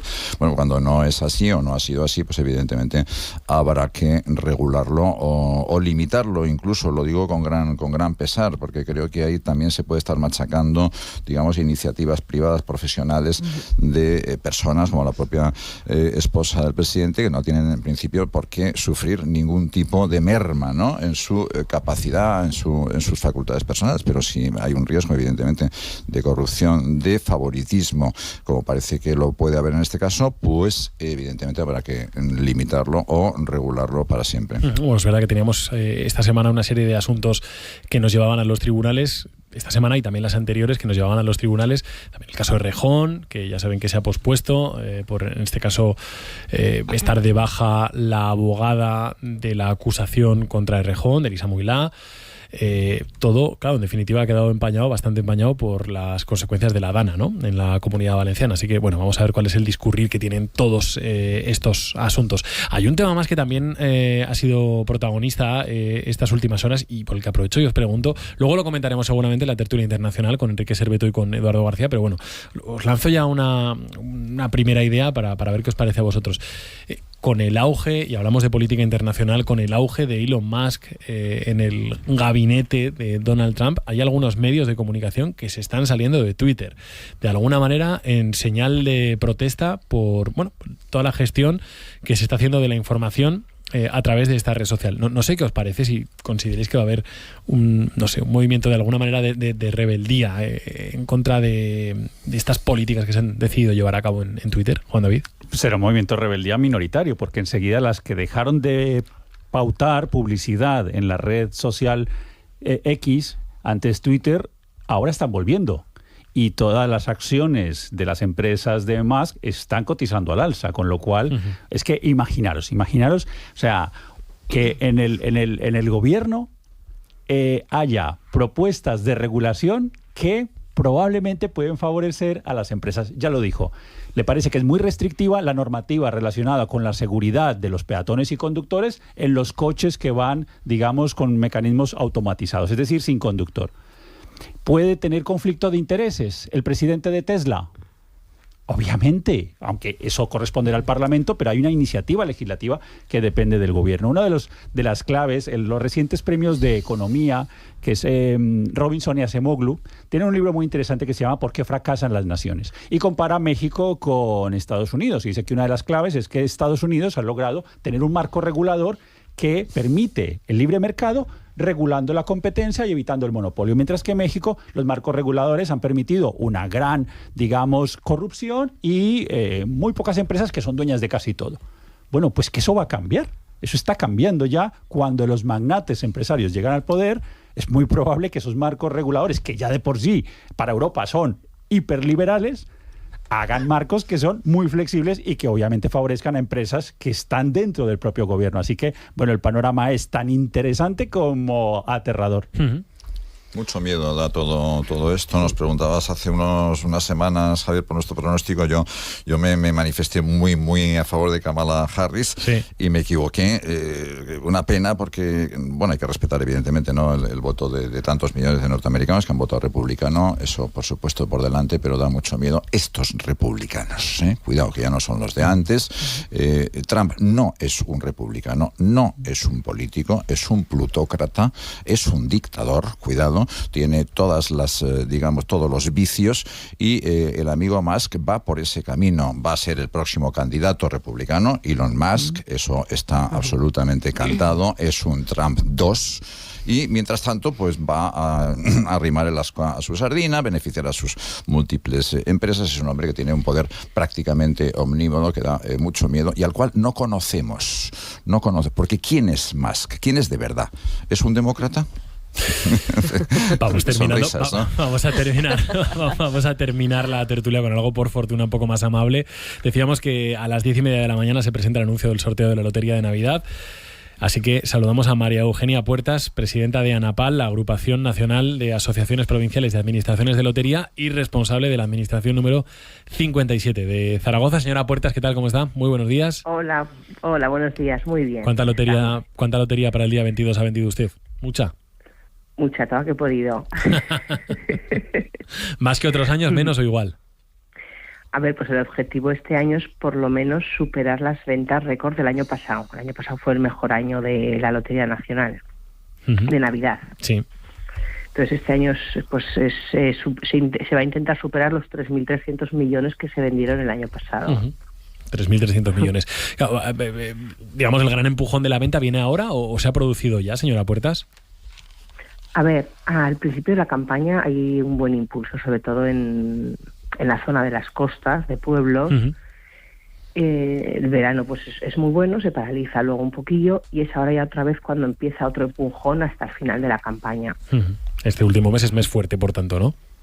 Sí, ese es el mes más fuerte. Este año hay manías, hay alguna preferencia, algún ritual, algún número mágico. Pues como todos los años, siempre están los números mágicos, pues fechas, lo de la dana, fechas de... Bueno, no me diga que le piden el número de la fecha de la dana. Sí, a mí no, porque no lo tengo, pero sí, la gente siempre pide números con algún acontecimiento. Y luego pues las terminaciones de siempre, el 15, el 69, los patitos... Claro. Así es. La campaña y el día que más lotería se vende, ¿no? Para el que más lotería se vende. Sí, la campaña de Navidad pues puede representar el 30% del juego público. ¿Este año hay alguna novedad o no, por cierto, este año en el sorteo, señora Puertas? A ver, este año se han incrementado los números, ha habido un 5% más de tirada. Este año son 193 billetes el número completo, el año pasado eran 185. Entonces, claro, va a haber más premios, se va a repartir, va a haber muchos más agraciados, al haber más números. Ajá, va a haber más premios. Pues a ver si nos tocan, eso es lo que hace falta. María Eugenia Puertas, muchísimas gracias. A ver si nos toca, ¿sí? Que vaya muy bien, un saludo. Venga, pues muchísimas gracias. Muy Hasta días. luego. Y 22 las 9 terminamos. Banda sonora del día.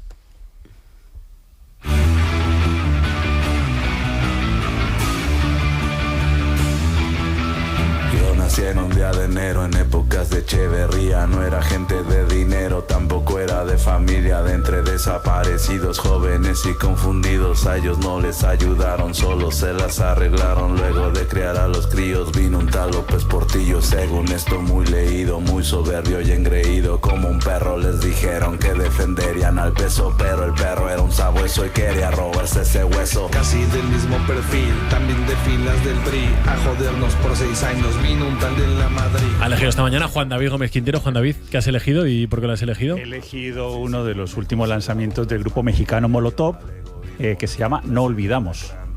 Y está dirigido a los políticos. No sé si os queréis que os dé más datos, pero yo creo que lo podemos entender. Pero en el coro dice que levante la mano si alguno de estos te ha ayudado. No olvidamos, aquí te lo recordamos. No olvidamos, aquí se los recordamos. No olvidamos, aquí se los anotamos. ¿Qué es lo que te cuentan los oyentes en el 608-578-412? Mucha participación que agradecemos además hoy. Un mensaje anónimo nos cuenta sobre la cuestión de los afectados por la DANA. Solo espero que las ayudas de la administración se tramiten pronto, y nos pone su caso, otro ejemplo. En julio aprobaron una beca de estudios para mi hijo y a día de hoy sigue sin tramitarse. He preguntado esta semana y me han contestado que hasta febrero se puede resolver, por lo que 6 meses pagando casi 2.000 euros por adelantado. La administración va tarde, como siempre. También sobre la gestión de la DANA, Jorge, falta formación para la población, y esto debería empezar en las aulas, sobre religión u otras optativas que están desperdiciando una hora de tiempo que podría sustituirse por una asignatura en la que se explicasen primeros auxilios, seguridad vial o cómo actuar en caso de una emergencia. Eso sobre la DANA. Sobre la lotería, Ricardo nos dice que solo se debería vender, bajo su opinión, en establecimientos autorizados. Es una vergüenza que el Estado, con dinero de todos, fomente el juego. Marimar nos dice que lleva comprando desde julio, la del pueblo, la de los bares, el comercio, la que va, la del trabajo, la de los amigos, de la familia, que no para de comprar. Nos dice, y que como cada vez hay menos participaciones, que ya son décimos, pues cada año gasto más. A ver si este año hay suerte. Y Sebas, que circula, nos escucha desde su camión, mucha precaución: me muevo por más de la mitad de Aragón y zonas limítrofes, algo de lotería compro, soy otro de los que colaboran con Hacienda, pero bueno, haz ilusión, y si te toca algo, mejor que mejor. Luego vino Peña Nieto anunciando lo siguiente, que a partir de ese momento ya cualquiera es presidente. Que vaya bien la mañana, Juan David Gómez Quintero. Muy bien, igualmente para todos. Buen jueves, Mónica Fuentes. Buen día. Juan Bolea, que vaya bien la mañana. Buenos días. Adiós. Telenovela, y como la actriz principal trajo a Angélica Rivera. La imagen del PRI era un joven muy apuesto, que pusieron ahí a que les cuidara el puesto. Vino López Obrador del país de los abrazos, hace casi todo bien, pero yo tengo otros datos. Culpa por todo lo malo a todos los anteriores, porque todos son corruptos, porque son conservadores. Acabó a la corrupción con un pañuelito blanco, arrasó con la pandemia con imágenes de un santo.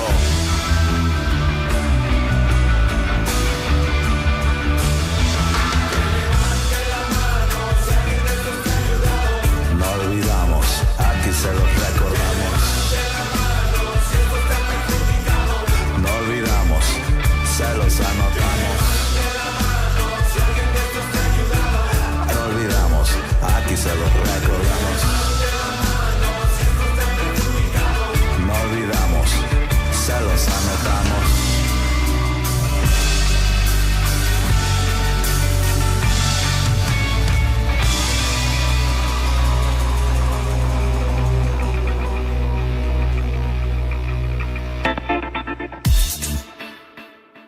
¿Tienes restos agrícolas o forestales que no sabes cómo gestionar? ¿Necesitas biomasa para tu industria? Desde Magnon te ayudamos a gestionar de forma integral tus fincas forestales. Magnon, líderes en la gestión sostenible de la biomasa. Llámanos al 900-103-797 y te asesoramos sin compromiso. Historia de Aragón, con Sergio Martínez y Santiago Navascués. Este sábado, desde las 3 de la tarde en Aragón Radio, nos vamos hasta Túnez para conocer cómo fueron las expediciones navales que emprendió el rey Alfonso V de Aragón para someter al rey tunecino en el siglo XV. Y podrás escucharlo también siempre que quieras en aragonradio.es en versión podcast. ¿Nos acompañas en este viaje por el tiempo? Historia de Aragón, con Sergio Martínez y Santiago Navascués.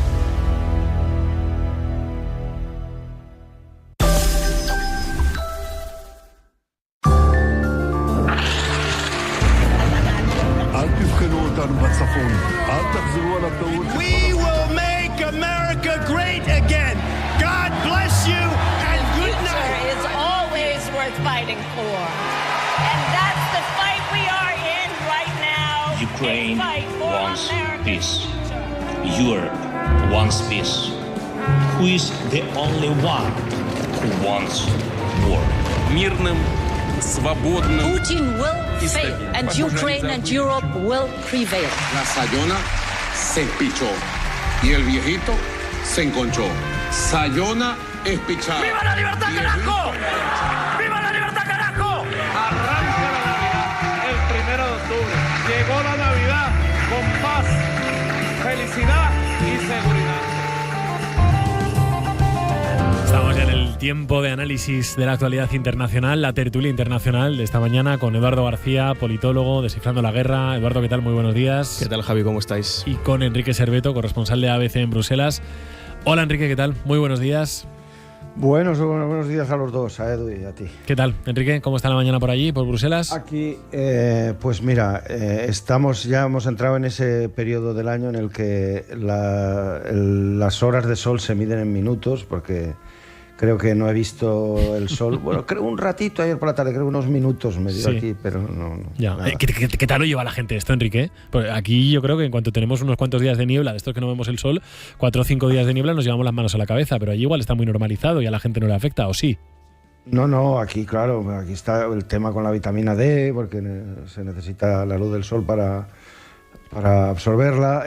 No, pues la gente se coge un avión y se va a Benidorm, aunque sea. Bueno, en estos momentos igual no a Benidorm, pero el invierno aquí es largo. Yo, el primer año que pasé aquí en Bruselas, mi vecino entonces, un señor mayor, me dijo que efectivamente que la naturaleza tendría que permitirnos en Bruselas hibernar. Es decir, cuando llega el otoño ya, venga, pues te echas a dormir y te levantas en primavera, porque esto de pasar el invierno aquí no vale la pena. Ya.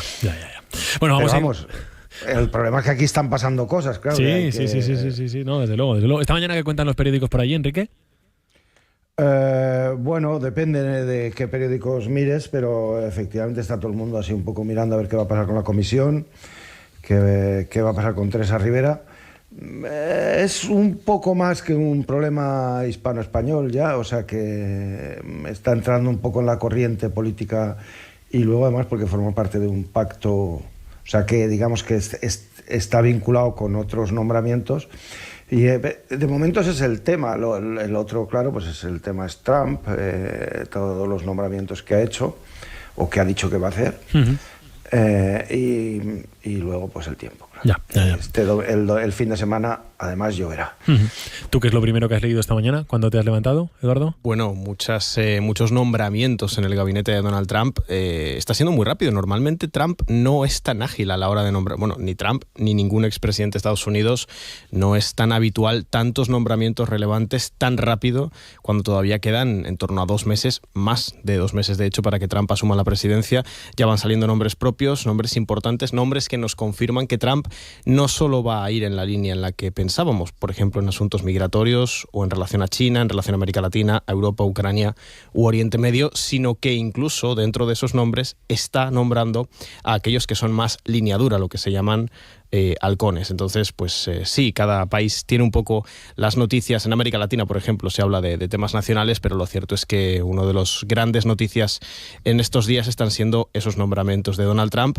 Quédate con nombres como Marco Rubio, que te sonará, porque en su momento intentó ser candidato a la presidencia por el Partido Republicano, un muy importante senador del estado de Florida, miembro de la comunidad de ascendencia cubana, un importante representante de los sectores antisocialistas de los hispanos en Estados Unidos, que va a ser nombrado, ha sido confirmado ya por Trump, como secretario de Estado. Es decir, la figura de más alto rango en la política exterior estadounidense. Es el estadounidense de origen hispano que ocupa un cargo de mayor relevancia, y además es una de las figuras halcones duros, sobre todo contra China y contra algunos gobiernos de América Latina, muy en especial Venezuela, Cuba y Nicaragua. Se habla mucho de eso y bueno, luego pues en México se sigue hablando de la reforma judicial, en Argentina se habla de la condena contra la expresidenta Cristina Kirchner, pero lo cierto es que Donald Trump ahora mismo los nombramientos hay que seguirlo muy de cerca. Van a ser los dos nombres sobre los que pivote esta tertulia internacional, Donald Trump y Teresa Rivera, que es por donde empezamos, ¿no? Enrique, gran protagonista de la semana, ya no solo en España, sino también en Europa. ¿Qué es lo que está pasando con Teresa Rivera, con la ministra española para la transición ecológica, que aspira, recordamos, a liderar una de las vicepresidencias europeas y que venimos contando? Digamos que su nombramiento forma parte, como decías tú, de un pack de acuerdos mucho más amplio. Y ahora el Partido Popular no ve con buenos ojos porque le culpabiliza de su gestión de la Dana. Ahora mismo, ¿cómo están las cosas con el nombramiento de Teresa Rivera y qué es lo que va a pasar, Enrique? A ver, bueno, lo que va a pasar ya lo veremos, ¿no? El futuro no existe, pero hay muchas posibilidades de que al final, bueno, pues se buscará un acuerdo. Aquí en Bruselas son especialistas en mover la portería, ¿sabes? Eso, bueno, ya se verá. Pero de momento, ¿qué es lo que pasa? Bueno, pues sucede que lo de la Dana de Valencia ha sido muy grave y esto a mí personalmente me parece que ningún dirigente político, ninguno de ninguna administración de los que no han atendido la situación, es decir, ningún dirigente político fracasado en la gestión de la Dana tendría que, o sea, debería dimitir. Todos los o al menos no puede ser premiado. Claro, el caso de Teresa Rivera es específico porque ella ya empieza mal. Es la candidata, es la cabeza de lista a las elecciones europeas, pierde las elecciones, pero bueno, da igual, o sea, no toma posesión del escaño, como le decían. Es decir, lo normal es que si tú sabes que te presentas a las elecciones europeas con la idea de ser comisario, pues tú tienes que abandonar el gobierno ya antes de la campaña. De hecho, a Cañete se le exigió entonces, cuando el que mandaba en el PSOE era Rubalcaba, ¿no? Bueno, esta señora llegaba aquí, se ha dedicado a esto, pero como no ha dimitido, pues seguía siendo la ministra de Transición Ecológica, y en una circunstancia como esta ni ha venido a España, es decir, no estaba ni en España. Bueno, entonces, esto el Partido Popular Español lo ha hecho saber, lo ha hecho valer, ha metido este tema y lo han comprado bastantes diputados populares de otros países, lo cual no siempre es así, ¿no? Pero es que además se junta con el hecho de que hay dos otros comisarios que es incómodos, muy incómodos para los socialistas, que son el húngaro y el italiano. El uno lo ha enviado Orbán y al otro lo ha enviado Meloni. Entonces, el problema es que ahora mismo están todos los vicepresidentes pendientes de evaluar, porque la evaluación se ha retrasado, porque los populares no están seguros de aceptar a Teresa Rivera, porque además la delegación española del Partido Popular es muy importante, sí. Y los populares dicen que si los socialistas no votan también al húngaro y al italiano, que entonces ellos no aceptan el paquete, porque claro, no quieren. Hay que imaginar que hay campaña electoral en Alemania dentro de 4 días. El Partido Democristiano Alemán no quiere que los socialistas les acusen de decir, bueno, y vosotros habéis dejado pasar a los de ultraderecha y todo eso. O sea que ahí hay un potaje. Sí. que se está haciendo largo.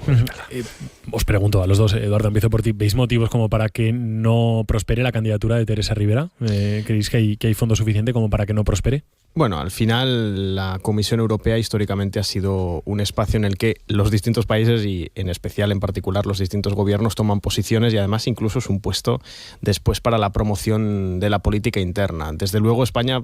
Claro, estas negociaciones le han pillado al gobierno de España con una situación muy complicada, que es evidentemente la de la Dana, lo cual sí que es cierto que Rivera era el nombre que en principio el Partido Socialista y el gobierno de España habían propuesto desde el primer momento para formar parte de la Comisión. Desde luego, lo que está claro es que la Comisión Europea y la Unión Europea en su conjunto tiene la obligación de formar un órgano de gobierno, un órgano administrativo, un órgano ejecutivo dentro de la Unión Europea en un contexto muy difícil. Yo, más allá de los nombramientos que vayan haciendo, las negociaciones de nombres particulares que hagan para cada una de las comisiones, me parece que la Unión Europea va a enfrentar en los próximos meses un escenario muy difícil y que si no tiene una importante unidad interna, si no tiene un horizonte claro, si no ha definido cuál es la posición que la Unión Europea tiene que jugar en los próximos años en el mundo, va a tener verdaderamente un reto muy complicado. La Unión Europea, mientras negocia las comisiones, mientras hay discusiones internas de carácter ideológico y de carácter nacional entre distintos candidatos para ocupar esas comisiones, lo que está comentando el compañero, ¿no? De esa suerte de vetos cruzados, lo cierto es que la Unión Europea va a tener que afrontar dentro de muy poquito qué papel quiere tomar en las negociaciones en Ucrania cuando J.D. Vance, Donald Trump, Estados Unidos pongan encima de la mesa un plan de paz negociado con Putin. Desde luego, a mí me parece muy extraño, no sé exactamente cómo va a hacer la Unión Europea si tiene que afrontar esas negociaciones en Ucrania, mientras internamente están discutiendo el reparto de los comisarios. No sé si es que no se dan cuenta de que acaba de ganar las elecciones en Estados Unidos Donald Trump, de que Trump está a muy poco tiempo ya de reunirse con Putin, viendo que además en los frentes en Ucrania Putin está tomando posiciones muy importantes. Putin va a tener una buena mano negociadora en Ucrania, muy buena de hecho, va a poder exigirle a Trump concesiones importantes. Trump muy probablemente está dispuesto a concederle cuestiones territoriales al propio Putin. La Unión Europea en un principio no está dispuesta, pero claro, si actor A, actor B negocian, ponen encima de la mesa un acuerdo que le beneficia a ambos, si el resto de actores están dentro de disputas internas, no sé exactamente cómo van a poder hacer exigencias. Tú, Enrique, publicabas estas últimas horas en ABC que la ex primera ministra estonia, Kaja Kallas, pedía a Donald Trump estas últimas horas que coopere con la Unión Europea y que mantendrá su apoyo a Ucrania hasta que Rusia pierda lo que definía como su última guerra colonial, ¿no? Efectivamente, eso iba a decir. Es que, el tema de la política exterior está asegurado. Yo creo que hay algún país, todo el mundo lo sabe, Hungría, Eslovaquia, que son favorables a la visión esta trumpista de la paz, pero yo creo que eso no va a pasar. Yo creo que la elección de la alta representante ya está hecha además en una persona que lanza un mensaje muy claro y es que además en el análisis que hacías, Eduardo, ahí te has olvidado de los ucranianos. Los que están ahí en medio son los ucranianos. Yo sé que ellos están cansados de la guerra y desde luego no conozco ningún ucraniano que no esté a favor de la paz. Lo que me imagino es que no están dispuestos a aceptar que les quiten medio país. Eso para empezar. Y luego en el aspecto europeo, la memoria de la Segunda Guerra Mundial y de los efectos terribles que tuvo la política de apaciguamiento con Hitler, yo creo que eso no se ha borrado. Y fíjate, el hecho más sintomático es que, contrariamente a lo que se pensaba cuando se produjo el anterior mandato de Trump y que coincidió con el Brexit y él era el más favorable al Brexit y ahora ha llegado Trump al poder. Es verdad que en Londres hay un laborista, pero ahora se produce al contrario, es decir, el gobierno británico es el primero que está corriendo hacia Europa para reforzar la alianza militar con Europa ante la llegada de Trump. Es decir, lo de poner fin a la guerra de Ucrania diciéndole, venga, dale unos huertos por aquí y por allá a Putin y que se quede tranquilo, eso no es tan sencillo. O sea, eso son cosas de Trump que él se las se las compra, se las vende, pero realmente eso no funciona así. Y además Zelensky lo ha dicho muchas veces, ¿no? Si usted cree que esto se arregla con concesiones territoriales, dele una parte de su país a Rusia, a ver si así le viene bien. Y eso, teniendo en cuenta el otro día, le hice una entrevista a Nicolás Pascual, que era el embajador de España en la OTAN en la cumbre, cuando vino Trump aquí la primera vez. Y claro, él me llamaba la atención, de hecho, de decir, no, si esta no es una guerra territorial. Rusia es el país más grande del mundo. ¿Tú te crees que le falta territorio a Rusia? Que necesita no, es una guerra ideológica, es una guerra entre la democracia y la ademocracia. Y eso creo que aquí en Europa se sigue viendo de una forma clara y me da a mí la impresión de que es lo único claro que hay en estos momentos. Lo otro, lo de Teresa Rivera, es un poco más complicado, pero eso, lo de la guerra de Ucrania, es lo único claro que hay en Bruselas, me parece a mí.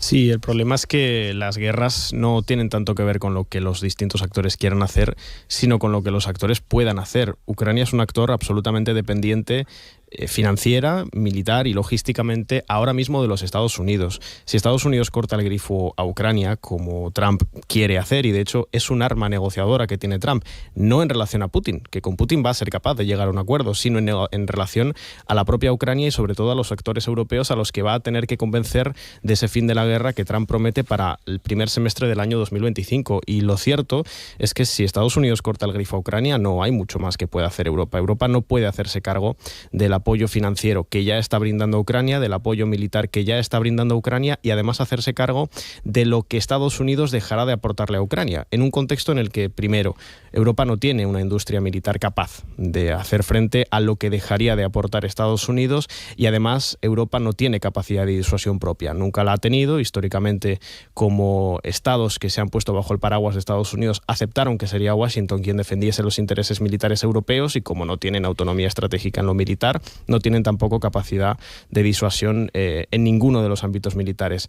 Pero además es que financieramente la Unión Europea tampoco puede hacerse cargo de eso y además en un contexto en el que ni siquiera no solo haría falta que Europa se haga cargo de lo que Estados Unidos dejaría de aportar, que es una barbaridad, porque Estados Unidos sigue siendo el principal aportante a Ucrania en la guerra, sino que tendría incluso que poner más, porque con la ayuda actual que haya Ucrania financiera y militarmente, lo cierto es que durante los últimos meses lo único que vemos en el campo de batalla fue un intento fallido de Ucrania de entrar en Kursk, una serie de victorias tácticas que le han costado numerosas derrotas estratégicas en otros frentes, avances muy notables en Donetsk que está muy cerca ya de caer en favor de los rusos de manera definitiva. Ayer teníamos, por ejemplo, el avance ruso en Kupiansk, un punto muy importante del Oblast de Kharkov.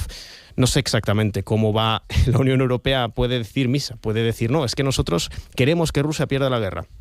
Sin Estados Unidos no van a poder, es imposible, salvo que Europa esté dispuesta a poner tropas propias, no de voluntarios, no, que ya hay, sino tropas de verdad, tropas regulares en Ucrania. Si es a lo que se pretende, entonces, bueno, podría haber una opción, pero sin poner tropas europeas en Ucrania y sin el apoyo estadounidense, lo cierto es que Ucrania ahora mismo está muy lejos de poder ganar la guerra. Ya que estamos con la mirada puesta en Estados Unidos, aprovecho y os pregunto, ¿cómo estáis viendo los últimos nombramientos de Donald Trump y sobre todo, bueno, este auge explosivo de Elon Musk que, bueno, se ha convertido no solamente en el hombre más rico del mundo, sino en el segundo hombre más poderoso del mundo, yo creo que podríamos decir seguramente, ¿no?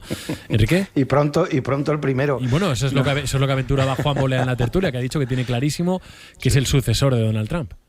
No lo sé, no creo, porque me parece que nació en Sudáfrica y no puede, exacto. pero esto no sé si os acordáis de... Hace tiempo que no veo las últimas sagas estas de James Bond, pero en las clásicas siempre había un tío malísimo ahí que aparece de la nada, que tiene tantísimo dinero que puede tener un ejército propio y montar una estación de satélites en una isla desierta, no sé qué. Y digo, bueno, hay que tener fantasía para imaginarse un tío así que quiere destruir el mundo, pues es malo, malísimo, y además le han dejado hacer todo lo que ha querido. Bueno, pues lo más cercano que he visto yo a ese estereotipo de personaje es Elon Musk. A mí sí me parece que eso es no solo inquietante, me parece casi terrorífico. Pero bueno, eso es lo que hay. Perdón, Enrique, va a estar al frente del Departamento de Eficiencia Gubernamental. Sí. Que esto no sé si podemos explicar lo que es. Bueno, eso, mira, había una serie británica que se llamaba así Ministro, que efectivamente planteaba que era la vida cómica, ¿no?, de un ministro del gobierno británico. Y efectivamente le encargan que haga una mejora de la eficiencia de la administración. Y entonces, claro, lo primero que hace es crear una comisión para estudiar la mejora. Y claro, el truco de la serie era que el que en realidad mandaba era el secretario, el funcionario de este que está permanente, y que mientras que los ministros pasan. Y al final deducen que la mejor forma de reducir el peso de la burocracia era eliminar la comisión que habían creado para estudiar cómo hacerlo, ¿no? O sea que yo creo que esas cosas...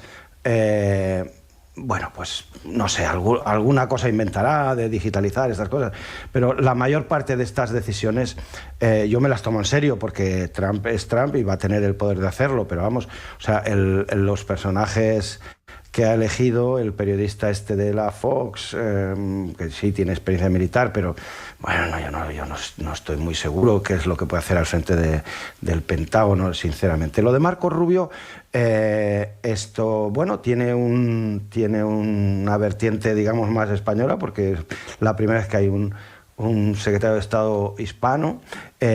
Claro, que se preparen en Cuba y en Venezuela realmente no les va a gustar mucho, y creo que tampoco le vamos a gustar, digamos, mientras esté Pedro Sánchez en el poder. Me parece a mí que las relaciones entre España y Estados Unidos van a ser pues menos, digamos, menos fluidas que las que se conocían con Biden. Eduardo, cierro contigo, pero interesante escucharte también sobre esto. Ha nombrado además, por ejemplo, como secretario de Defensa a un presentador de la Fox, que dijo en su momento que los gérmenes no existían. Está haciendo algunos nombramientos llamativos, pero cuando uno ahonda un poco, yo quiero insistir en lo de Marco Rubio. Lo de Marco Rubio a mí me llama la atención por la parte de América Latina. Marco Rubio, por ir a las líneas maestras, es trumpista en lo fundamental. Está a favor de una negociación acelerada con Rusia para el fin de la guerra en Ucrania. Está a favor de pedirle a Israel que acelere sus avanzadas en Oriente Medio y en Gaza durante unos cuantos meses, para que sobre lo avanzado en esos meses se pueda construir una sensación de paz en Oriente Medio, para que Trump pueda lograr esa victoria narrativa del fin de las guerras en 2025. Veremos a ver si convence a Putin por un lado, a Zelensky por el otro y a Netanyahu por el otro lado, y a los actores europeos. En relación a China es marcadamente trumpista, es decir, la línea de hay por fin que hacer el giro definitivo al Asia-Pacífico, a presionar a China, a tomar posiciones en torno a Taiwán y otros escenarios clave para presionar el ascenso de China y lograr que no se consolide como gran actor contrahegemónico. Sí me llama la atención en relación a América Latina. Vamos a ver a qué se refiere. Es decir, el nombramiento de Marco Rubio puede responder a tres variables. Puede significar un mero gesto interno al electorado latino, al electorado de ascendencia hispana, sin el cual Trump es consciente de que habría tenido difícil ganar las elecciones. Ha obtenido un muy buen resultado entre ese electorado y Trump pretende que los hispanos, los latinoamericanos, formen parte de su bloque histórico. Y por otro lado podría suponer o bien un signo de que va a darle una cierta prioridad a América Latina, que a mí me sorprendería. Durante unos años Estados Unidos ha tenido un perfil bajo en relación a los asuntos latinoamericanos. No sé si se va a animar, por ejemplo, a profundizar las sanciones contra Venezuela o incluso a amenazar con algún tipo de intervención militar en Cuba, en Nicaragua o en la propia Venezuela. Lo que sí me cuadraría más es la tercera opción, que lo haya hecho por una mezcla de los dos, es decir, primero como un gesto al electorado latino y sobre todo porque si bien va a poner el foco en Asia-Pacífico, en China, y al mismo tiempo va a intentar negociar estas extrañas paces con Rusia y en Oriente Medio, que utilice a Marco Rubio para llevar un perfil narrativo muy alto, muy duro con América Latina, de elevar el tono, elevar los términos, los insultos que se utilizan contra estos gobiernos, Venezuela, Cuba, Nicaragua, sin que quizá necesariamente signifique que vaya en lo práctico a tomar decisiones en América Latina. Bueno, lo veremos. Como dice Serveto, el futuro no existe. El futuro no está escrito, cuando menos. Que vaya muy bien la mañana. Enrique, Eduardo, un abrazo a los dos. Chao, chao. Chao, chao. Adiós.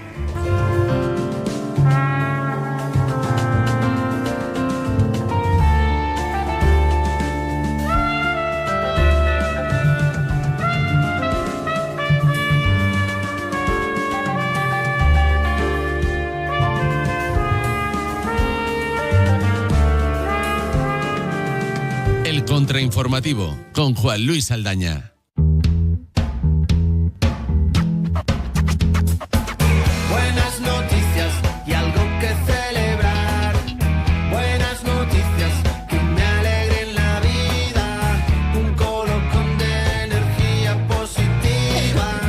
Juan Luis Saldaña, ¿qué tal? Muy buenos días. Buenos días, Javier de Sola, el fútbol cura. Madre mía, qué voz tienes, Fútbol cura. qué voz. Ayer tenía un partido, ¿Qué tal os fue? lo di todo, ganamos 3-1, abrí el marcador. ¿A quién? Y no, bueno, es una liga interna. Sí, pero ¿cómo se llamaban los otros?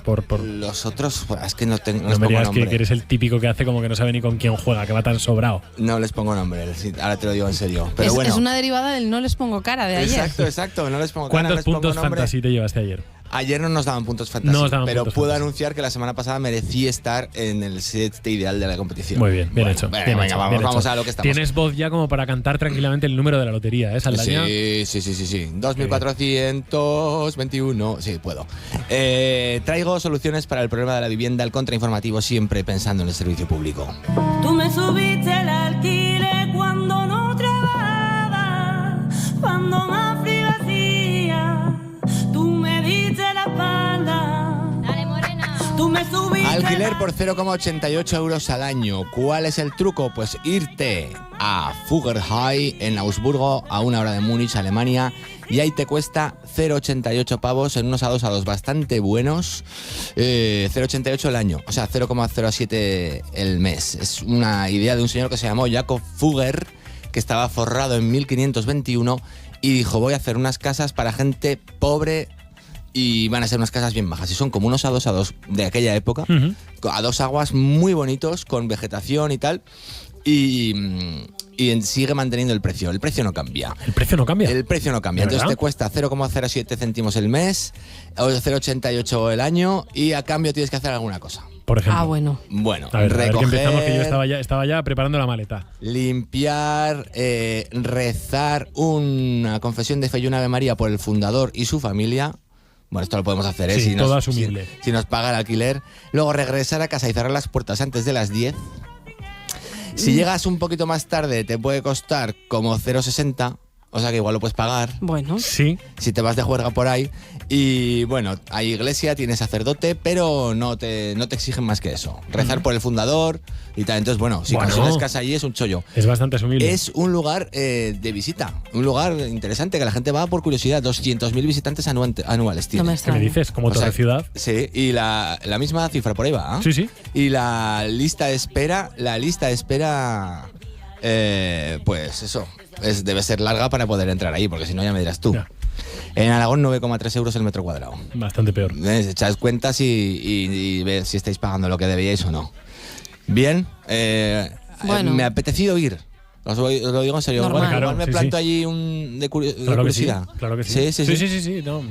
Te lo pagamos. Venga, vamos Te a pagamos un año entero de alquiler. Sí, vamos a que no dejamos la inmobiliaria.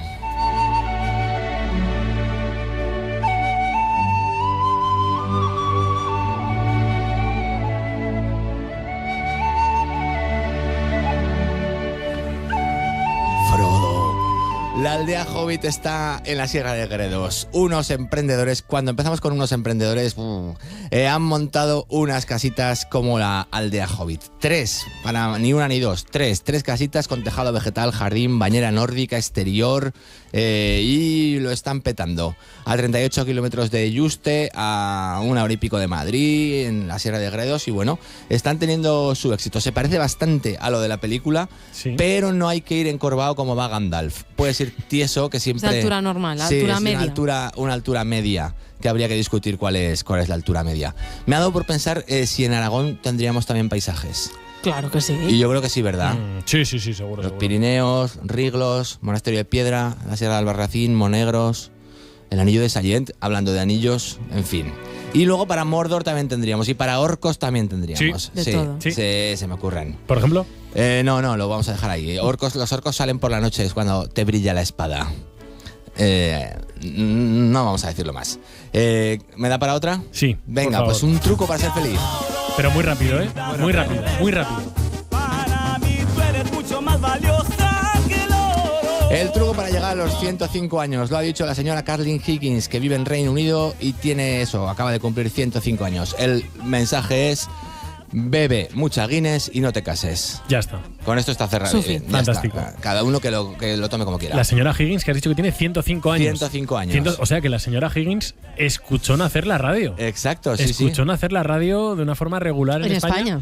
Que, por cierto y casualmente, es el asunto central hoy en la cadera, ¿no, Óscar Vega? Está Buenos todo días. hilado y preparado, qué bien. La noticia se la ha inventado, me imagino. Claro, no. para que yo pudiera hacer un avance un poco más extenso de contenidos de la cadera. Muchas gracias, compañeros, por estos minutos. Hemos escuchado lo que habéis preparado y nos ha gustado mucho. ¿Ah, sí? Estos días hemos ido escuchando ahí en la redacción y sí. Venga, pues a ver si os aplicáis para la próxima celebración. Hay un amor manifiesto para los por la 200 cadera. años. Hay un antes y un después. Hoy se cumplen 100 años de la primera emisión de EAJ1 Radio Barcelona, considerada, como decís, la primera emisora con licencia en nuestro país. J1 de Emisiones Radio Barcelona. Esa es la voz mítica de María Sabater, la locutora que dio la bienvenida a los oyentes en el estreno de las emisiones. Eran las 6:30 de la tarde y hoy lo vamos a celebrar. Celebramos este centenario con Miguel Mena en nuestro rescate emocional de los jueves. Lo haremos repasando los sonidos más icónicos de 100 años de radio en España. Por ejemplo, el parte del fin de la Guerra Civil.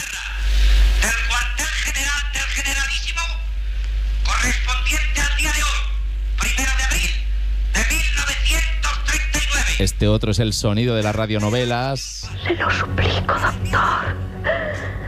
No permita usted que vaya mi hijo a la inclusa. Rosa. Yo sé lo que es aquello. Ama Rosa. Más sonidos, el de una influencer de la época. Consultorio de Elena Francis. El consejo es de Francis. Hola, amigas todas, oyentes, seguidoras asiduas de este consultorio que ha aglutinado generaciones a lo largo de sus muchos años de existencia en las ondas. Vamos a escuchar las voces de Joaquín Soler Serrano, de José María García, de Luis del Olmo, creador de tantos formatos radiofónicos de los que hoy seguimos bebiendo. Y no nos conformamos con eso, hemos imaginado y hemos recreado además cómo hubiera sonado ese 14 de noviembre de 1924 en la antena de esta casa de Aragón Radio. ¿Estáis preparados? ¿Sí? A ver. Le hemos pedido a la actriz Luisa Gabasa que se pusiera en el papel de locutora. La estación radiodifusora Aragón Radio les saluda desde la capital aragonesa. Hoy es viernes 14 de noviembre de 1924. Bueno, hemos fantaseado además con cómo hubiera sonado en la radio la publicidad que aquellos días leíamos en las páginas del Aldo de Aragón. Publicidad, atención, de tratamientos contra la sarna o de escopetas. Escopetas finas 2 tiros, triple cerrojo con pasador redondo, absoluta garantía para pólvora sin humo, suministrada con certificado del banco de pruebas. Este es un anuncio real del Aldo de fantástico, Aragón. escopetas 2 tiros. Bueno, pues a partir de las 11:05 el recuerdo a 100 años de radio en España y pedimos a los oyentes que nos hablen también de su relación con este medio y que nos compartan esos momentos especiales que han pasado cerquita de la radio. Claro que sí. Venga, 608-578-412. Exacto. Nos gusta más el teléfono, 944 1020. Venga, pues que os llamen, 944 1020, que os llamen. ¿Algo más que tenéis por aquí, libros? Cuento además que a las 12 de la mañana vienen a las bandas sonoras del programa la ganadora y la finalista del Premio Planeta 2024, Paloma Sánchez Garnica, con Victoria es la ganadora, y Beatriz Serrano, la finalista, con la novela Fuego en la Garganta. Estarán aquí a partir de mediodía. Que vaya muy bien la mañana, Óscar. Gracias. Buen día, Esperanza. Mañana más. Hasta mañana. Adiós, Muchas Aldaña. gracias. Buen fin de semana. Adiós.